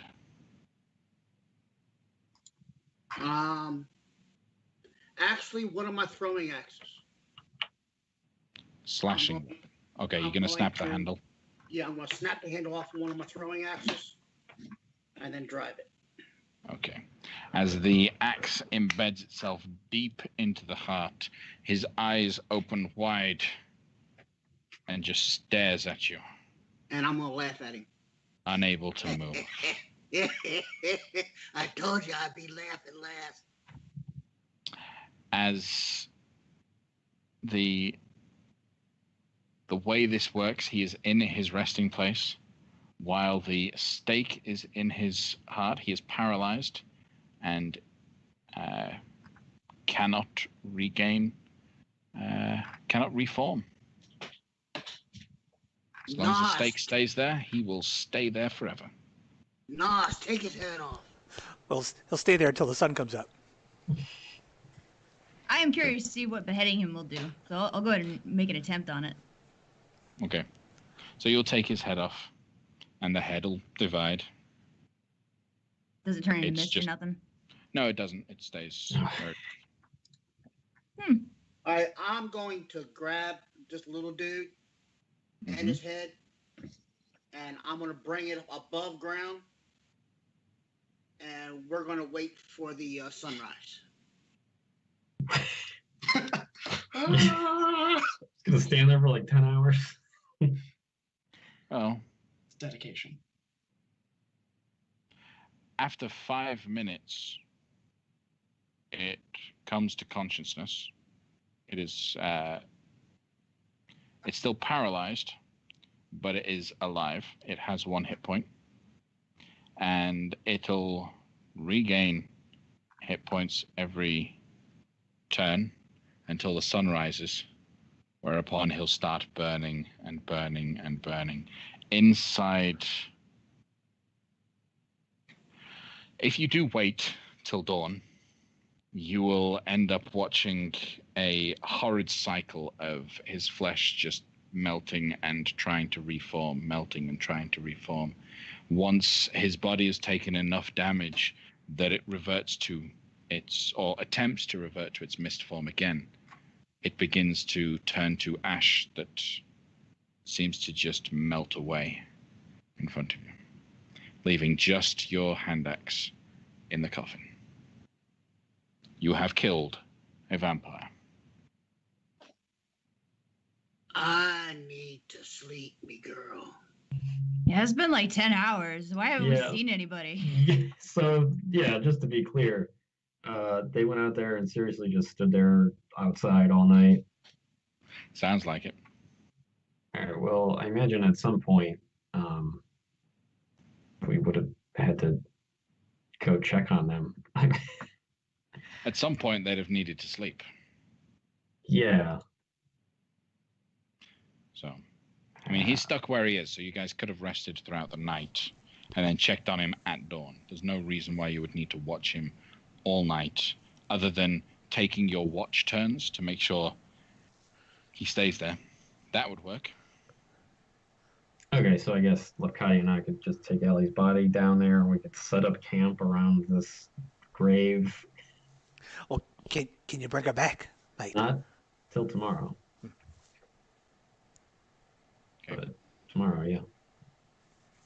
As the party have rested, recuperated from their wounds, Any hit point maximum that was applied to anyone's person is now removed. It is back to the full that it was, and we're going to take a 15-minute break. So join us again in 15 while we continue the adventure from Loudwater to wherever we go. I'm gonna pee. Welcome back, everyone, after the break. Thanks for joining us again. So, our heroes find themselves awake and arisen at dawn on the following day after a traumatic experience. They have reclaimed the Harper Tower, so probably earned quite a bit of clout with the Harpers. Unfortunately, in the process, a certain member of our family had passed away. So, what are you guys doing with Ali's body? Morning. Morning. Good morning. I'll grab the 500 gold piece diamond out of the bag of holding, put it on her torso, and cast Raise Dead.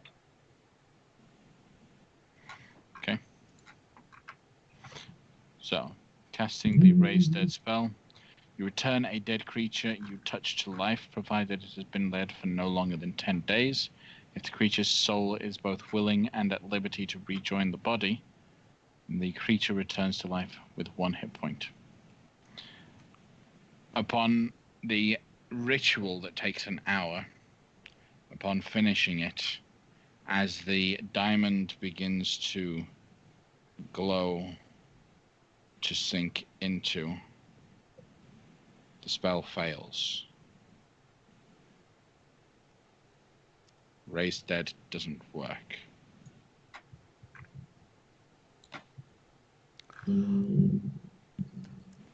Kale, what happened? I don't know. I will cast. I'll get some incense out of my bag and light it up with a firebolt, and I'll cast Speak with Dead. Well, no, I won't. No, you know, Speak with Dead wouldn't help because she wouldn't know anything post her death. Right. I'll try casting Sending instead. See if I can send to her. I don't know if that'll work or not. Roll a D100, which is obviously on another plane of existence. Right. What the hell? This 87. 87. Okay. So the sending succeeds. What do you say?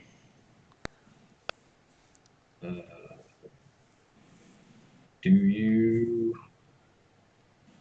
I can bring you back. Why don't you want to do that? Can we help? Ali, Yes, you died. I did die. You died. Yep.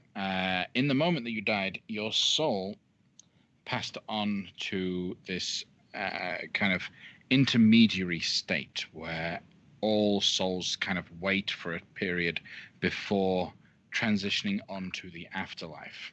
In the real world time, that's a minute, but for you, it seemed a little bit longer.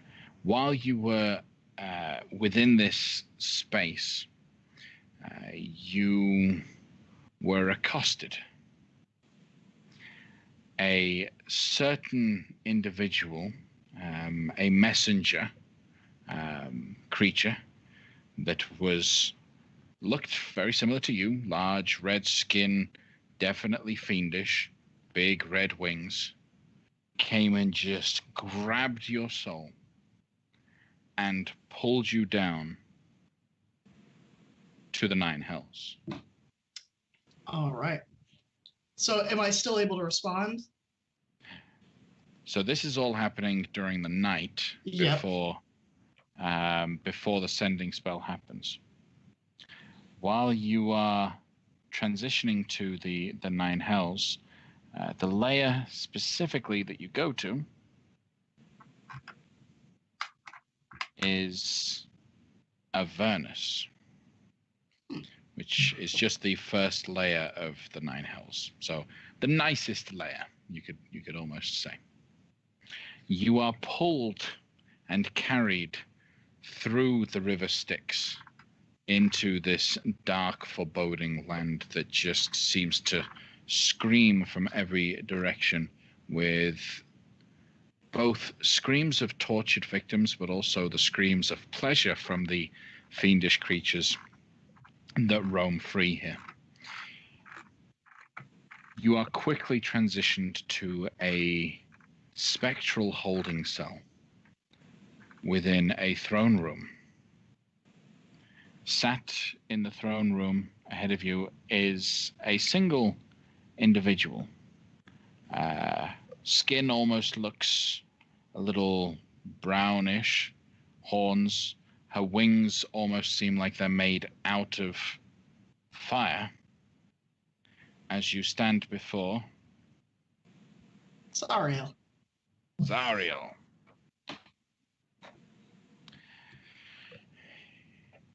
Your friends and you are getting in the way. I'm quite sorry about that.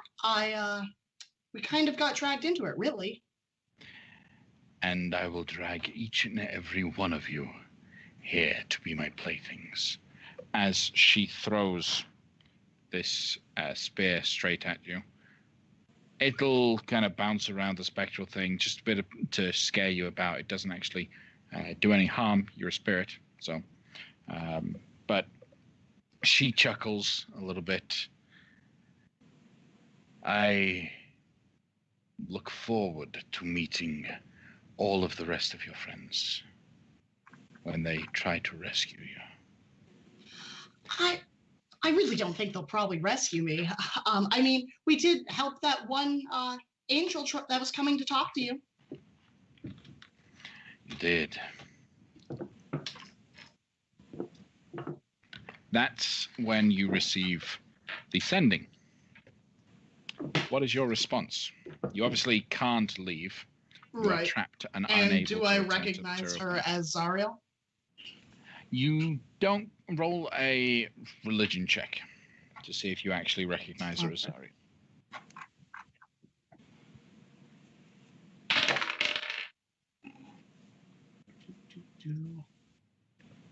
That would be a 21. Okay. You do recognize her for who she is, for the fact that she is an archdevil and runs one of the 9 hells, which means this is a big problem that you are involved in. You do know who she is. All right. I would love to come back. Right now, having tea time. Is that hyphenated? Does it count as 1 or 2? I'm going to count it as hyphenated. Since we Brits would not say tea time, we would just say tea. Tea. I'm happy with tea. Okay, tea. With Zariel, coming back might be hard. Save me, please. I think that was 25, yeah. No, that's Sounds 20. good. So I still have 5 more. Yep. Meet Gorbash in Luskin. Tell. And that just cuts off. Gorbash in Luskin. Okay. So, Kale, roll a religion check. Sure. Can I guidance it? Yeah. That As you're trying to go back in through your memory to figure out, okay, who is Zariel? Who is Zariel? so that got stuck on my keyboard. Should I? Then roll it again. Okay. Cocked die, get rolled again. Okay. That's a 13 plus a d4, which is it's a 2, so 15 plus 10 is 25. Okay. Ali is in the 9 hells with one of the archdevils next to her. Great. So I probably should have done that before I try casting the Raise Dead spell. He'll look to everyone else and just be like, we can't get her back right now. Where she be? She's in Avernus. I don't know if any of you guys know how to get to the Nine Hells, but I don't. I don't offhand. Hey, Somebody in Lusk gonna be knowing. Let's be in that. Let's be moving. Well, if she's a tiefling, is that maybe where she's meant to go when she dies? Is that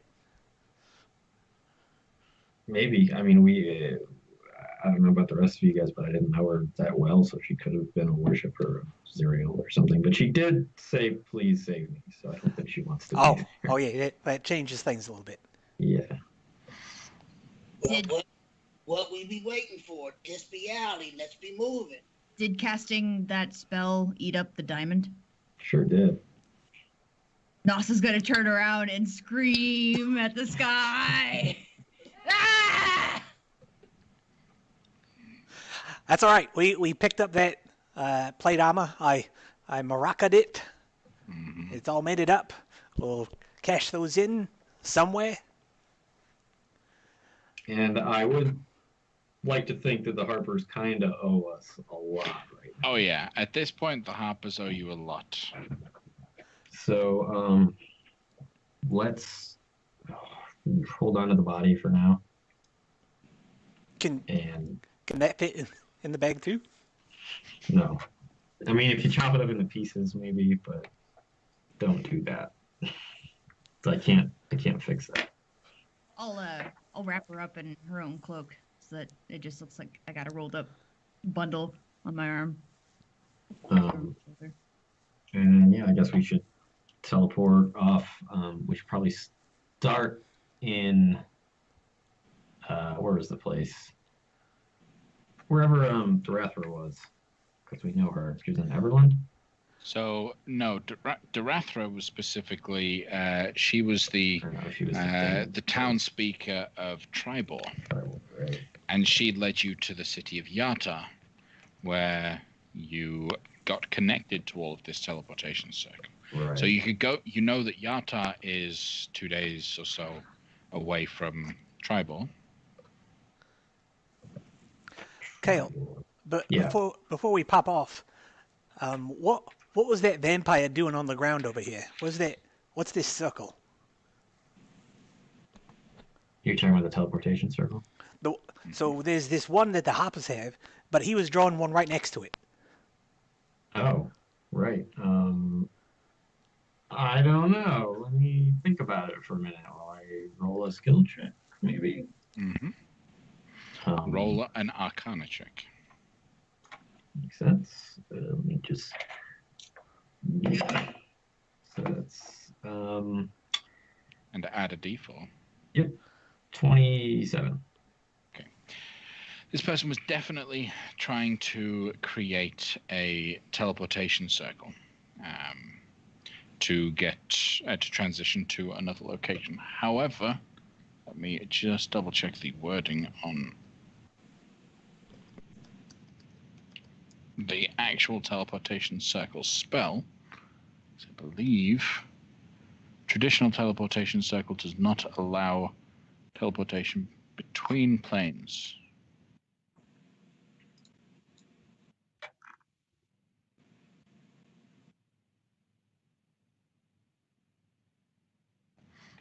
So normally a teleportation circle requires connection to some other location within the same plane of existence. This guy was attempting to create a teleportation circle to the Shadowfell. Glad we stopped that. In a Harper Tower. Right. Yeah, so he was trying to get to the Shadowfell. We don't ever want to go back there again. I'm just going to go ahead and just mess this up. Rub Sound it out, good? yeah. Yeah. I'll use the Angel Mace. Just, but I wanted. You said he was doing it inside the other teleportation circle? So in the hall, what you've got here is the large open space is ringed by teleportation nodes, circles, that people teleport into and out of Okay. in order to go where they need to go. With this network, it's not the teleportation network is not a traditional teleportation circle spell. And so you want to go to Luskin, you go and step into the Luskin node. It drops you off in the Loudwater node of the Luskin location. Mhm. He was trying to create a new one in the center of the room without touching the ones on the outside. Okay, good. Okay, yeah, so I'm just gonna scratch that shit out. Also, out of character, did we loot that vampire man? Did he have any cool stuff? No, Yes. but he's still here. He's still there.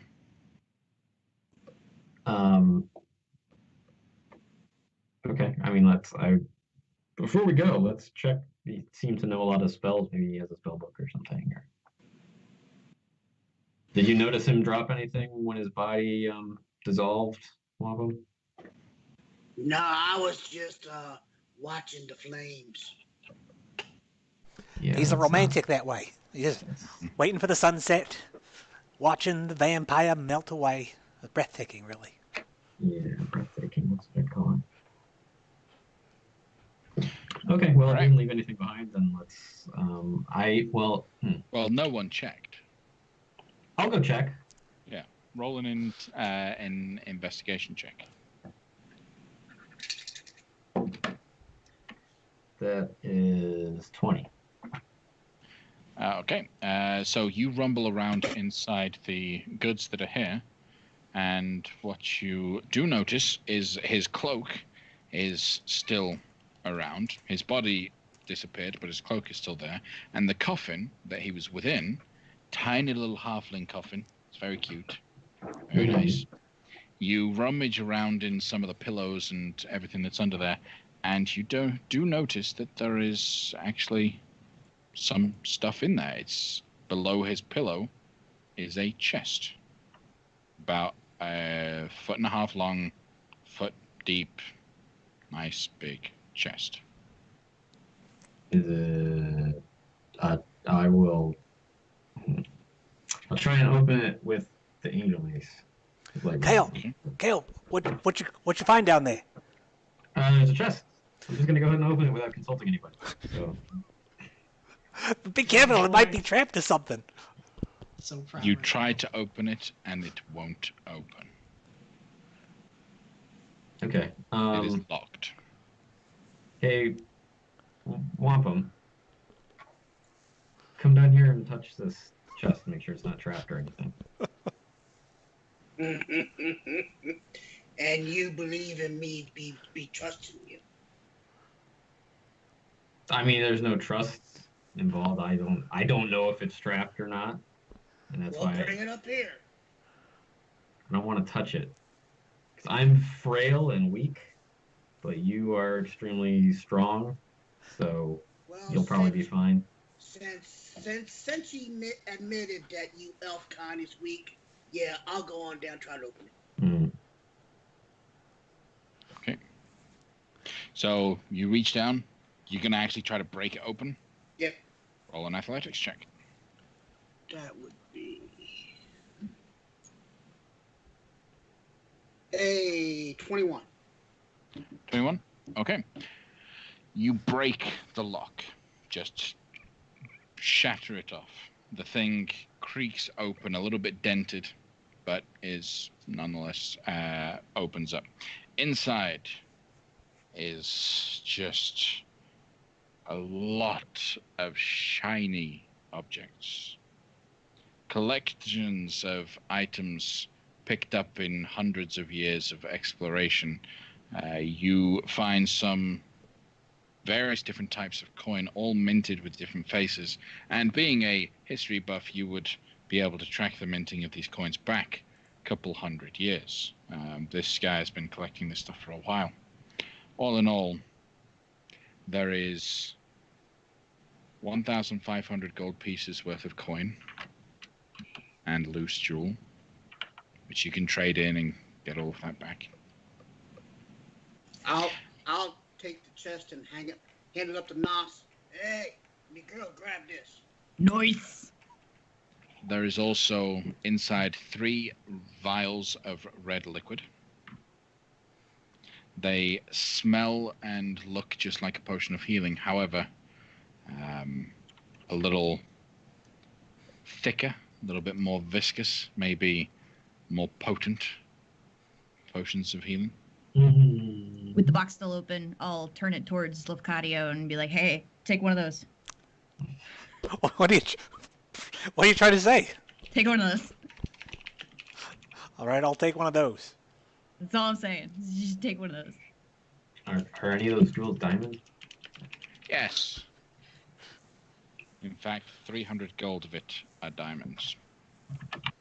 Okay, specifically. So 1,200 gold of coin and jewels, 300 gold diamond.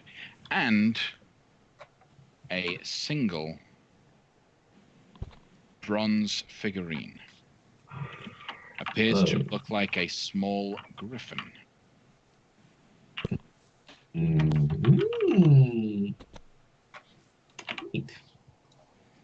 Okay. Well, I don't want to sit here and identify all this stuff right now. I would like to get teleported out of here so we could just maybe shove all that crap back in the chest and just carry it with us.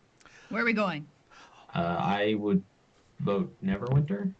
Before we go anywhere, because like the Rathra will rely on what we saw here.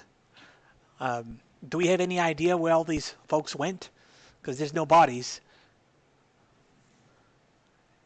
It's like, No. are there, like, is the town like just a big circle and one road north and south or east and west or 5 roads? So the road with Loudwater, it is just one road that goes by, but there's also a river that is right next to Loudwater.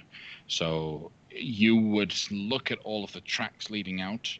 You've got tracks. The majority of the tracks are all leading westward, so further towards the coast. Some tracks are heading eastward, kind of back towards the Parnast kind of area. But there are even some that ran into the river and disappeared from there. So it looks like everyone just fled? Ran. Yeah. All right. Yeah. Good story. We can't. I don't think any of us wants to take the time to go round all these people up. They'll either have found safety by now or they'll come back and find the town safe. But we can at least Is tell there- Darethra. Is there be somebody here that can turn on this circle?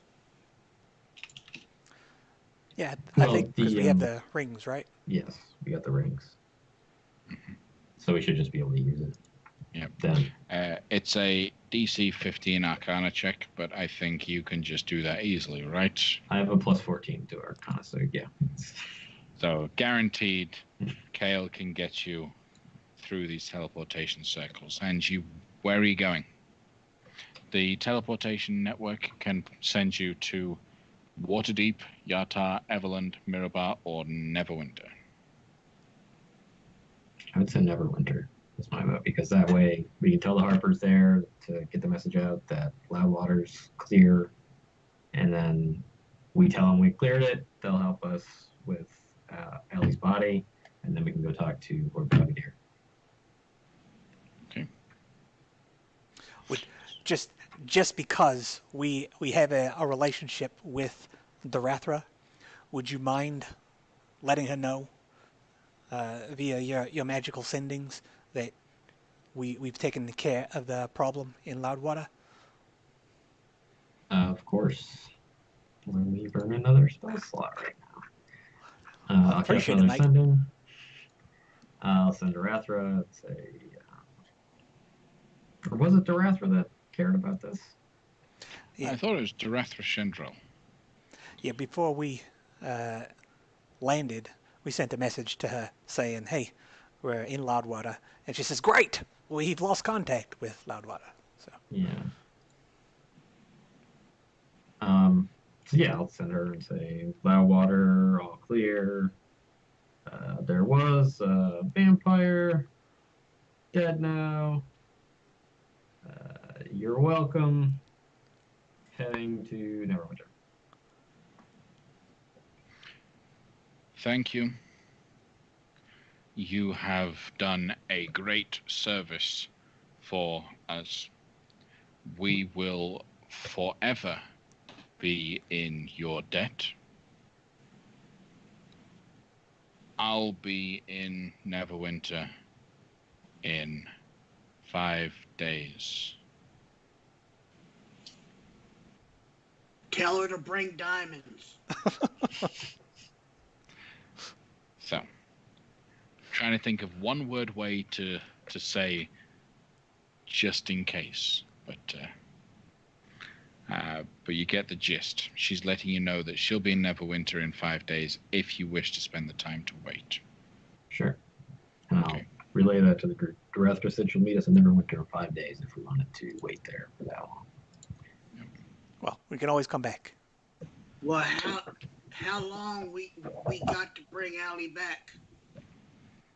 Well, we can't bring her back. We have to actually go to Avernus, and we have to demand Zariel give her soul back.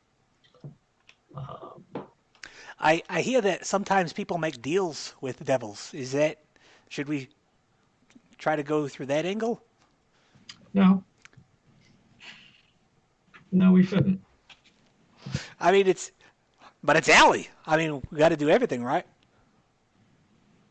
I'm not going to condone making any deals with any devils or demons or anything of the sort. All right. Well, yeah, I agree. We should go to Neverwinter. Okay. Wampum is gonna walk over to Nos. Can I ask you a favor? Yeah, name it. Can I carry Allie? Sure. Okay. Make sure her horns don't touch the floor. I'll just rub them. Okay. So, you use the teleportation network to go to Neverwinter. You've used this pathway before, so you're getting used to the feeling. Even Wampum is getting more used to teleportation at this point. No, he's not. No? No. Fair enough. As you step through and come out into the Neverwinter room, you guys haven't used the Neverwinter Harper node yet. Everything is cold. Everything is dark. You step out. Your dark vision that you have, Kale, allows you to briefly see that you are in a long, dark chamber that is definitely underground. It's within the crypts of the lower city, I should say, of Neverwinter. Very similar to the kind of room that you first met Lord Belgadere in. That long, dark chamber with cells along the side and pillars that hold it up that create this long corridor. Stepping forward, making any sort of movement, immediately triggers flame spells to appear and light up this place, giving it a brilliant orange glow and hue about the place. And you can see a huge sigil of the Harpers just emblazoned on the wall right in front of you. Cool. I was really worried for a second when you said fire. I thought it was going to be like a bunch of fireball lights just activated. Yeah, one is enough. Great. So the party move through. You take Allie's body, and the path that you follow is actually really long. It's just a straight shot. There's not really anywhere else for you to go. But as you go, there appear to be a lot more nodes than usual. Most of the other towers that you've seen have had one node per city. This one has close to 10 per city that you've seen. obviously expects a lot of traffic all the time. When you finally get to the end of the tunnel, it's blocked by a large wooden gate that automatically swings open at your presence, behind which a blinding ray of sunlight cascades in as you step out into the city streets up in the Tower District of Neverwinter, the Tower District being on the northern half of the city. It is the cleaner and nicer, I would say, part. There wasn't anyone to welcome you down in the sewer grate, but as soon as you step out, a half-elf individual leaning up against the wall tips a hat to you. Hello, my friends. So, you use the network? May I see the rings, please? Ah, good. You're all friends. You're all safe. Tell me, what fares you? How do you do? What's your name, first off? My name is Lyosin Alentar. That sounds familiar. You've heard that name before, I believe. I have. Where have I heard that name before? You would know of him as a Harper individual, at least. Okay. All right, my name is Cale Irvine. These are my friends. I'm not going to introduce all of them by name. We just got here from Loudwater, and are you in charge here? I am doing a shift guarding the entrances. Yes, I am part of the organization. What can I pass on some word? You went to Loudwater, so I'm assuming you reclaimed the tower. We did. We were able to clear out the vampire who'd taken up residence there with his 5 Furies. 5. And yeah, at some cost. And we kind of gesture to Allie's body. Oh my word! I'm so sorry. Yeah. Her soul's trapped. I didn't prepare the appropriate spell for it today, but if you know of anybody that can cast the gentle repose spell, just to keep her, body okay. And if we can find somewhere safe to store it, that would be extremely helpful. But of course, you did what was asked of you, and you have reclaimed the tower for us. We are so very grateful.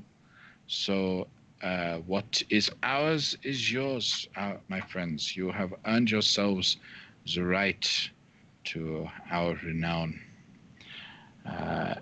If you would but follow me, I shall take you to one of the temples that we work with, and we'll get your friend taken care of. Hey, Leosin. Nos, by the way. Hi. Hello, Nos. Just out of curiosity, where does a guy get an accent like that? That's a very unique accent. I have traveled around a lot. Spent a lot of time in dark places. Appreciate the honesty. You're welcome. As you look over him, doing that connection, definitely a half elf. Does he have any, can I see through any illusions? His skin is white, so he's not a drow. But it doesn't look like he's using any illusion spells to change his appearance. But he does just give you that aura of, okay, he spent probably a bit too much time around certain and notorious drow. I'm gonna try to pretend like everything's cool and normal and stuff, but really it's going to be like looking at him every 2 seconds. When you say dark places, Mm-hmm. can you Oh. elaborate a little? The Underdark, my friends. I did some time in a drow prison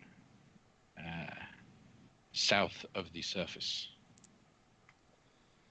Is that believable? Roll an insight check. 15. I got 29. It's believable. He did some time in a drow prison. Why he would pick up an accent that is common to the drow whilst spending time in a prison, it's a bit off, but yeah. It helps from time to time to be able to sound just a little bit outlandish. So, we have a temple to go to. Follow me. As we walk, mate, I'm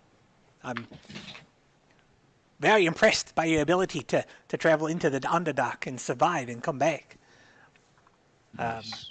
I've heard tell of certain drow who operate below and above the surface. Mm-hmm.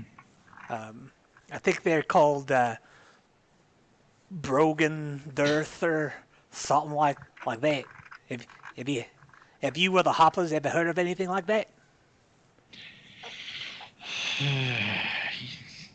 Yes, I have heard of the Brigand Death. Really? Yes. What can you tell me about them? I'm really quite interested. Oh, well, I can tell you so many things that you'll get bored. Is there anything specific you're wanting to know? This is all while walking and talking towards a temple to Saloon. I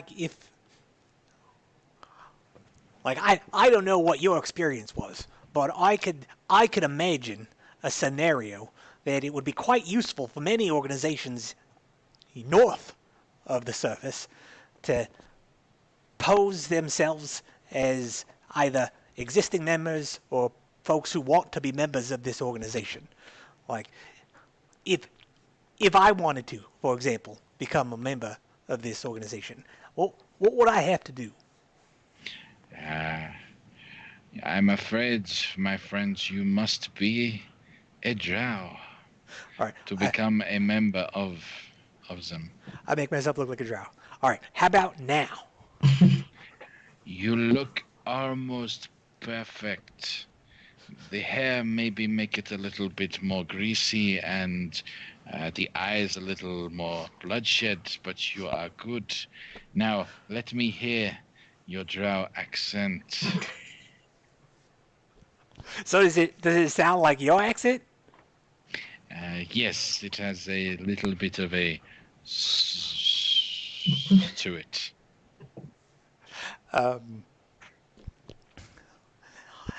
Hello. I would like to be a member. Roll a deception check or performance, one of the two. I'm acting, so I have advantage, which means absolutely nothing Yes, in you this do. case, since I rolled 2 13s, or 2 9s, so 13. It was very good, but I think you need a little bit more practice. Your original accent is still coming through just a little bit. Just a little bit. I'll work on it. All right, well, let's just say I nail this accent, like, because with some practice, I'm sure I can do it. But let's say that I do. Then what?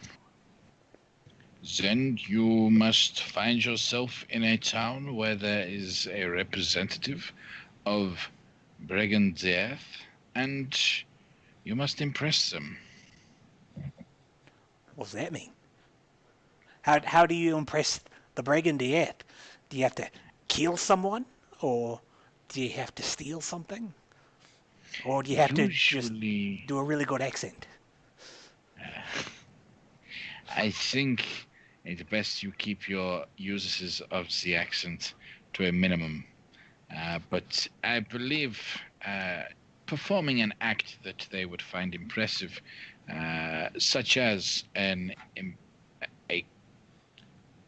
high-quality heist, a clean and no evidence assassination, though I would not condone assassinations unless absolutely necessary. And where would these brigand Tharth thingies? Where would their representatives be hanging out? In the dark corners of most cities these days, there is rumor that they are making their way on Waterdeep as we speak. I imagine the Harpers being in. Oh wait, I'm not muted. Okay. No, I you don't know. know. I guys got all quiet. I imagine the Harpers being an intelligence organization would probably have some ideas to where they might be in Neverwinter. Maybe. I might happen to know the name of a ship that belongs to them Well, in seeing the as- harbor. Seeing as Yeah. how you owe us so much, maybe you could just tell me the name of the ship. Yes, I could. Let's get your friends sorted, and then I will get you that information. I'm gonna channel divinity read his thoughts. So the accent is fake. Well, he gets a whiz save. Oh yeah, that's true. The DC 17.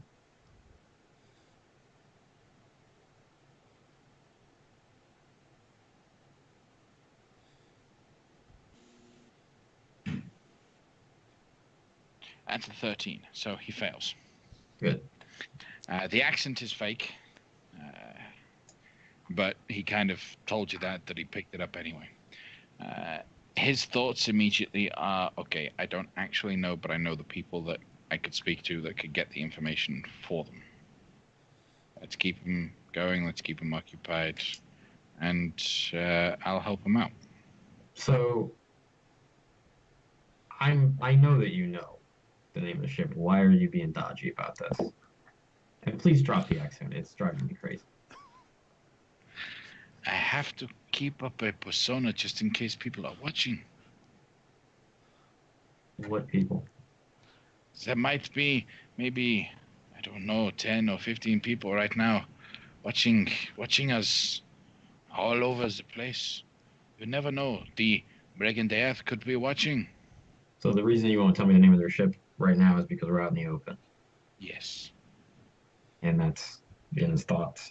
That's In his thoughts, it's, well, no, I need to go get the information first. I don't actually know it. I don't like that he's not. I don't like that you're not being straight with us right now. It's troubling me. It really is. What do you mean not being straight with you? Well, because you don't actually know the name of the ship, do you? I do not like.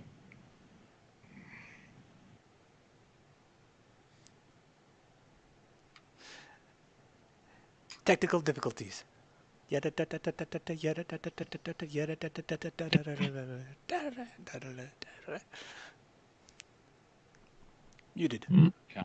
Oh, I can hear you. My Yeah, phone. there you go. There we go. Wonderful. So, okay. Fine. Look. All right. I don't know, but Mhm. I can get the information for you. Okay. All right. I appreciate your honesty, and I would like to suggest that you be completely honest with us from here on out. But where's the fun in that? Doesn't matter if it's fun or not, you have to do it. All right. Fine. Do it. But can I keep the accent? Could you? I'd really prefer you don't. I really don't. I really like your real voice, by the way. It's very manly. Yeah.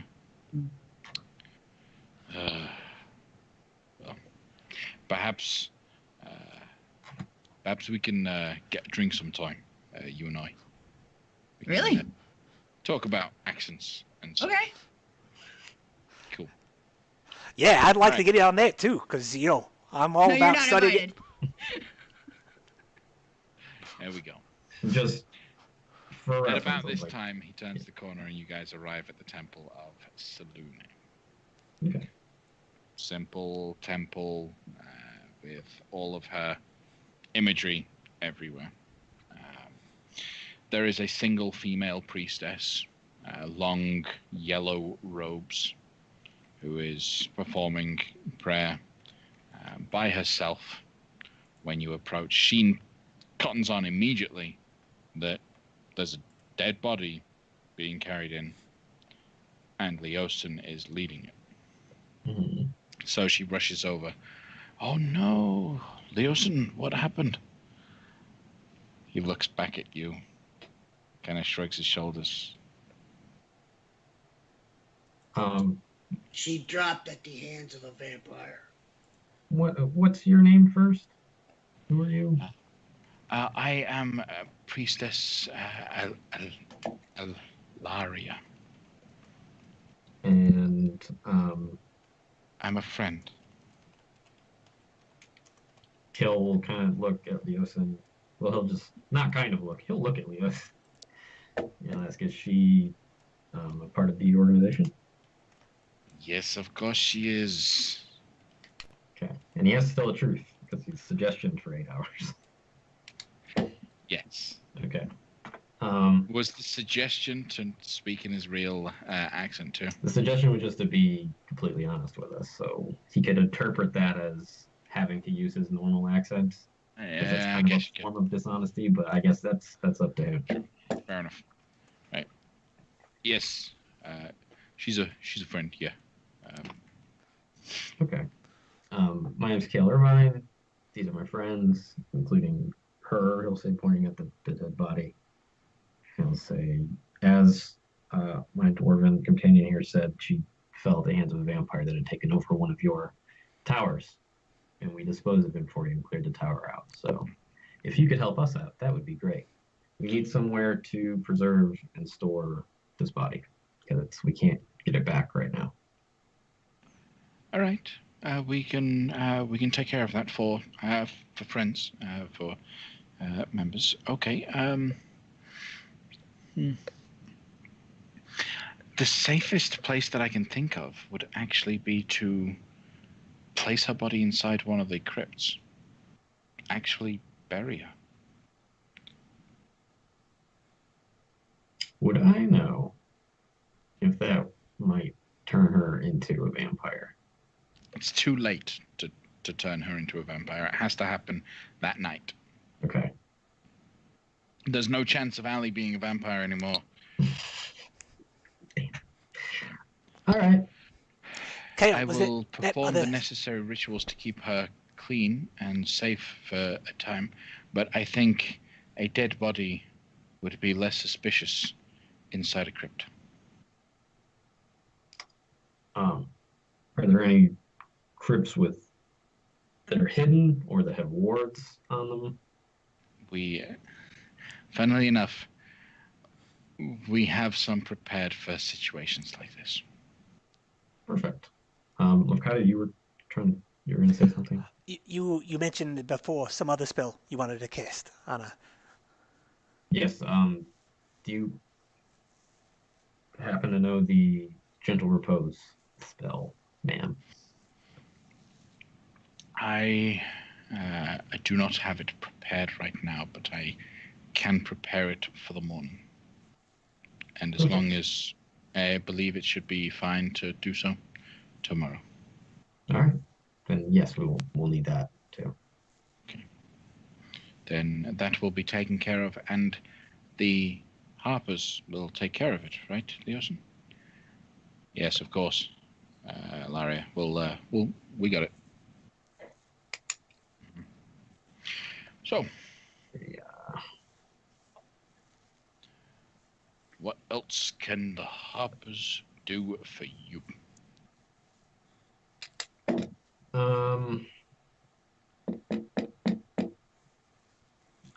don't know right at the moment. You guys, I mean, if we could stock up on supplies to help us continue our mission, that would be great. You guys have, diamonds. You got diamonds. Do you guys have diamonds?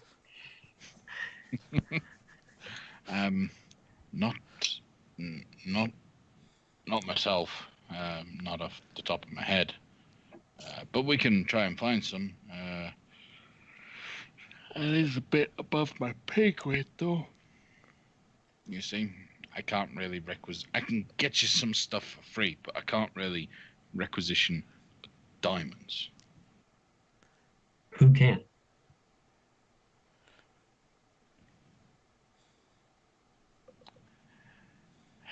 All right. To the Harper headquarters we go. All right, so we be leaving Allie here? Is that what we need to do? In the Yes, Temple of Selene. Okay, they're gonna. Yeah. Okay. So she'll take care of the body. She'll bury it right now, and Ali, you will spend the next however many days in the Temple of Saloon. Did she? What kind of magic items did Ellie have? Did Ali have? Yeah. Ali. Yes. We're going to accidentally loot your body. Okay. Okay. That's not an accident. She had her leather armor that she got from Jared's. Which was glamored studded leather. Yep. Then she has her crossbow of warding. And a dagger +1, and that should be it. All right, well, I'm going to take that crossbow. Okay. Of warning. Is it a hand crossbow? Yeah, it's a hand crossbow. Mm-hmm. Hey, Lefkadi, do you want this? Sure, mate. I'll have 2 of them. Perfect. You'll look really cool. There we go. All right, then as our heroes head off to the Harper headquarters. Before Wampum leaves, he'll just touch Allie on the chest. Aye, we be coming for you, Allie. We be coming for you. And then he'll, after everybody leaves, then he'll walk off. Leosin leads you through the majority of the city of Neverwinter, through its streets, to get across the water to the opposite side. And he actually takes you down into the chasm. Neverwinter was pretty much decimated by the eruption of Mount Hotnow, and a portion of the city has never truly really recovered, and that is the chasm. It is the southern section. In this space, the ground has literally just torn open, and he begins leading you down one side of a crevasse that keeps getting deeper and deeper and deeper. At the very bottom, you see huge, strange crystalline structures just built together into a domed-like structure, and he's leading you towards that. As you head into this large crystal temple space, it is abuzz with activity. People running around everywhere. It is, on the inside, it looks like a very busy office space. Messengers running around, items being carried from place to place, lots of chattering conversation going on. And as Leosin leads you guys through, some people stop to turn and look. This is a bit where I can't get you any further through. Then here I have to hand you off to someone else. Okay, well, thank you for all of your assistance. It's very nice of you to willingly share everything with us. Yep. everything. Told you everything. I'll see you later, and I'll see you later. Okay. And he will head back out. To which point, another couple individuals will start edging towards you. You'll go through the similarities, and just again, greetings, letting everyone know the situation you're in. Word has spread of your activities because you told Darathra what had happened, and she notified other individuals. So they were coming to expect you.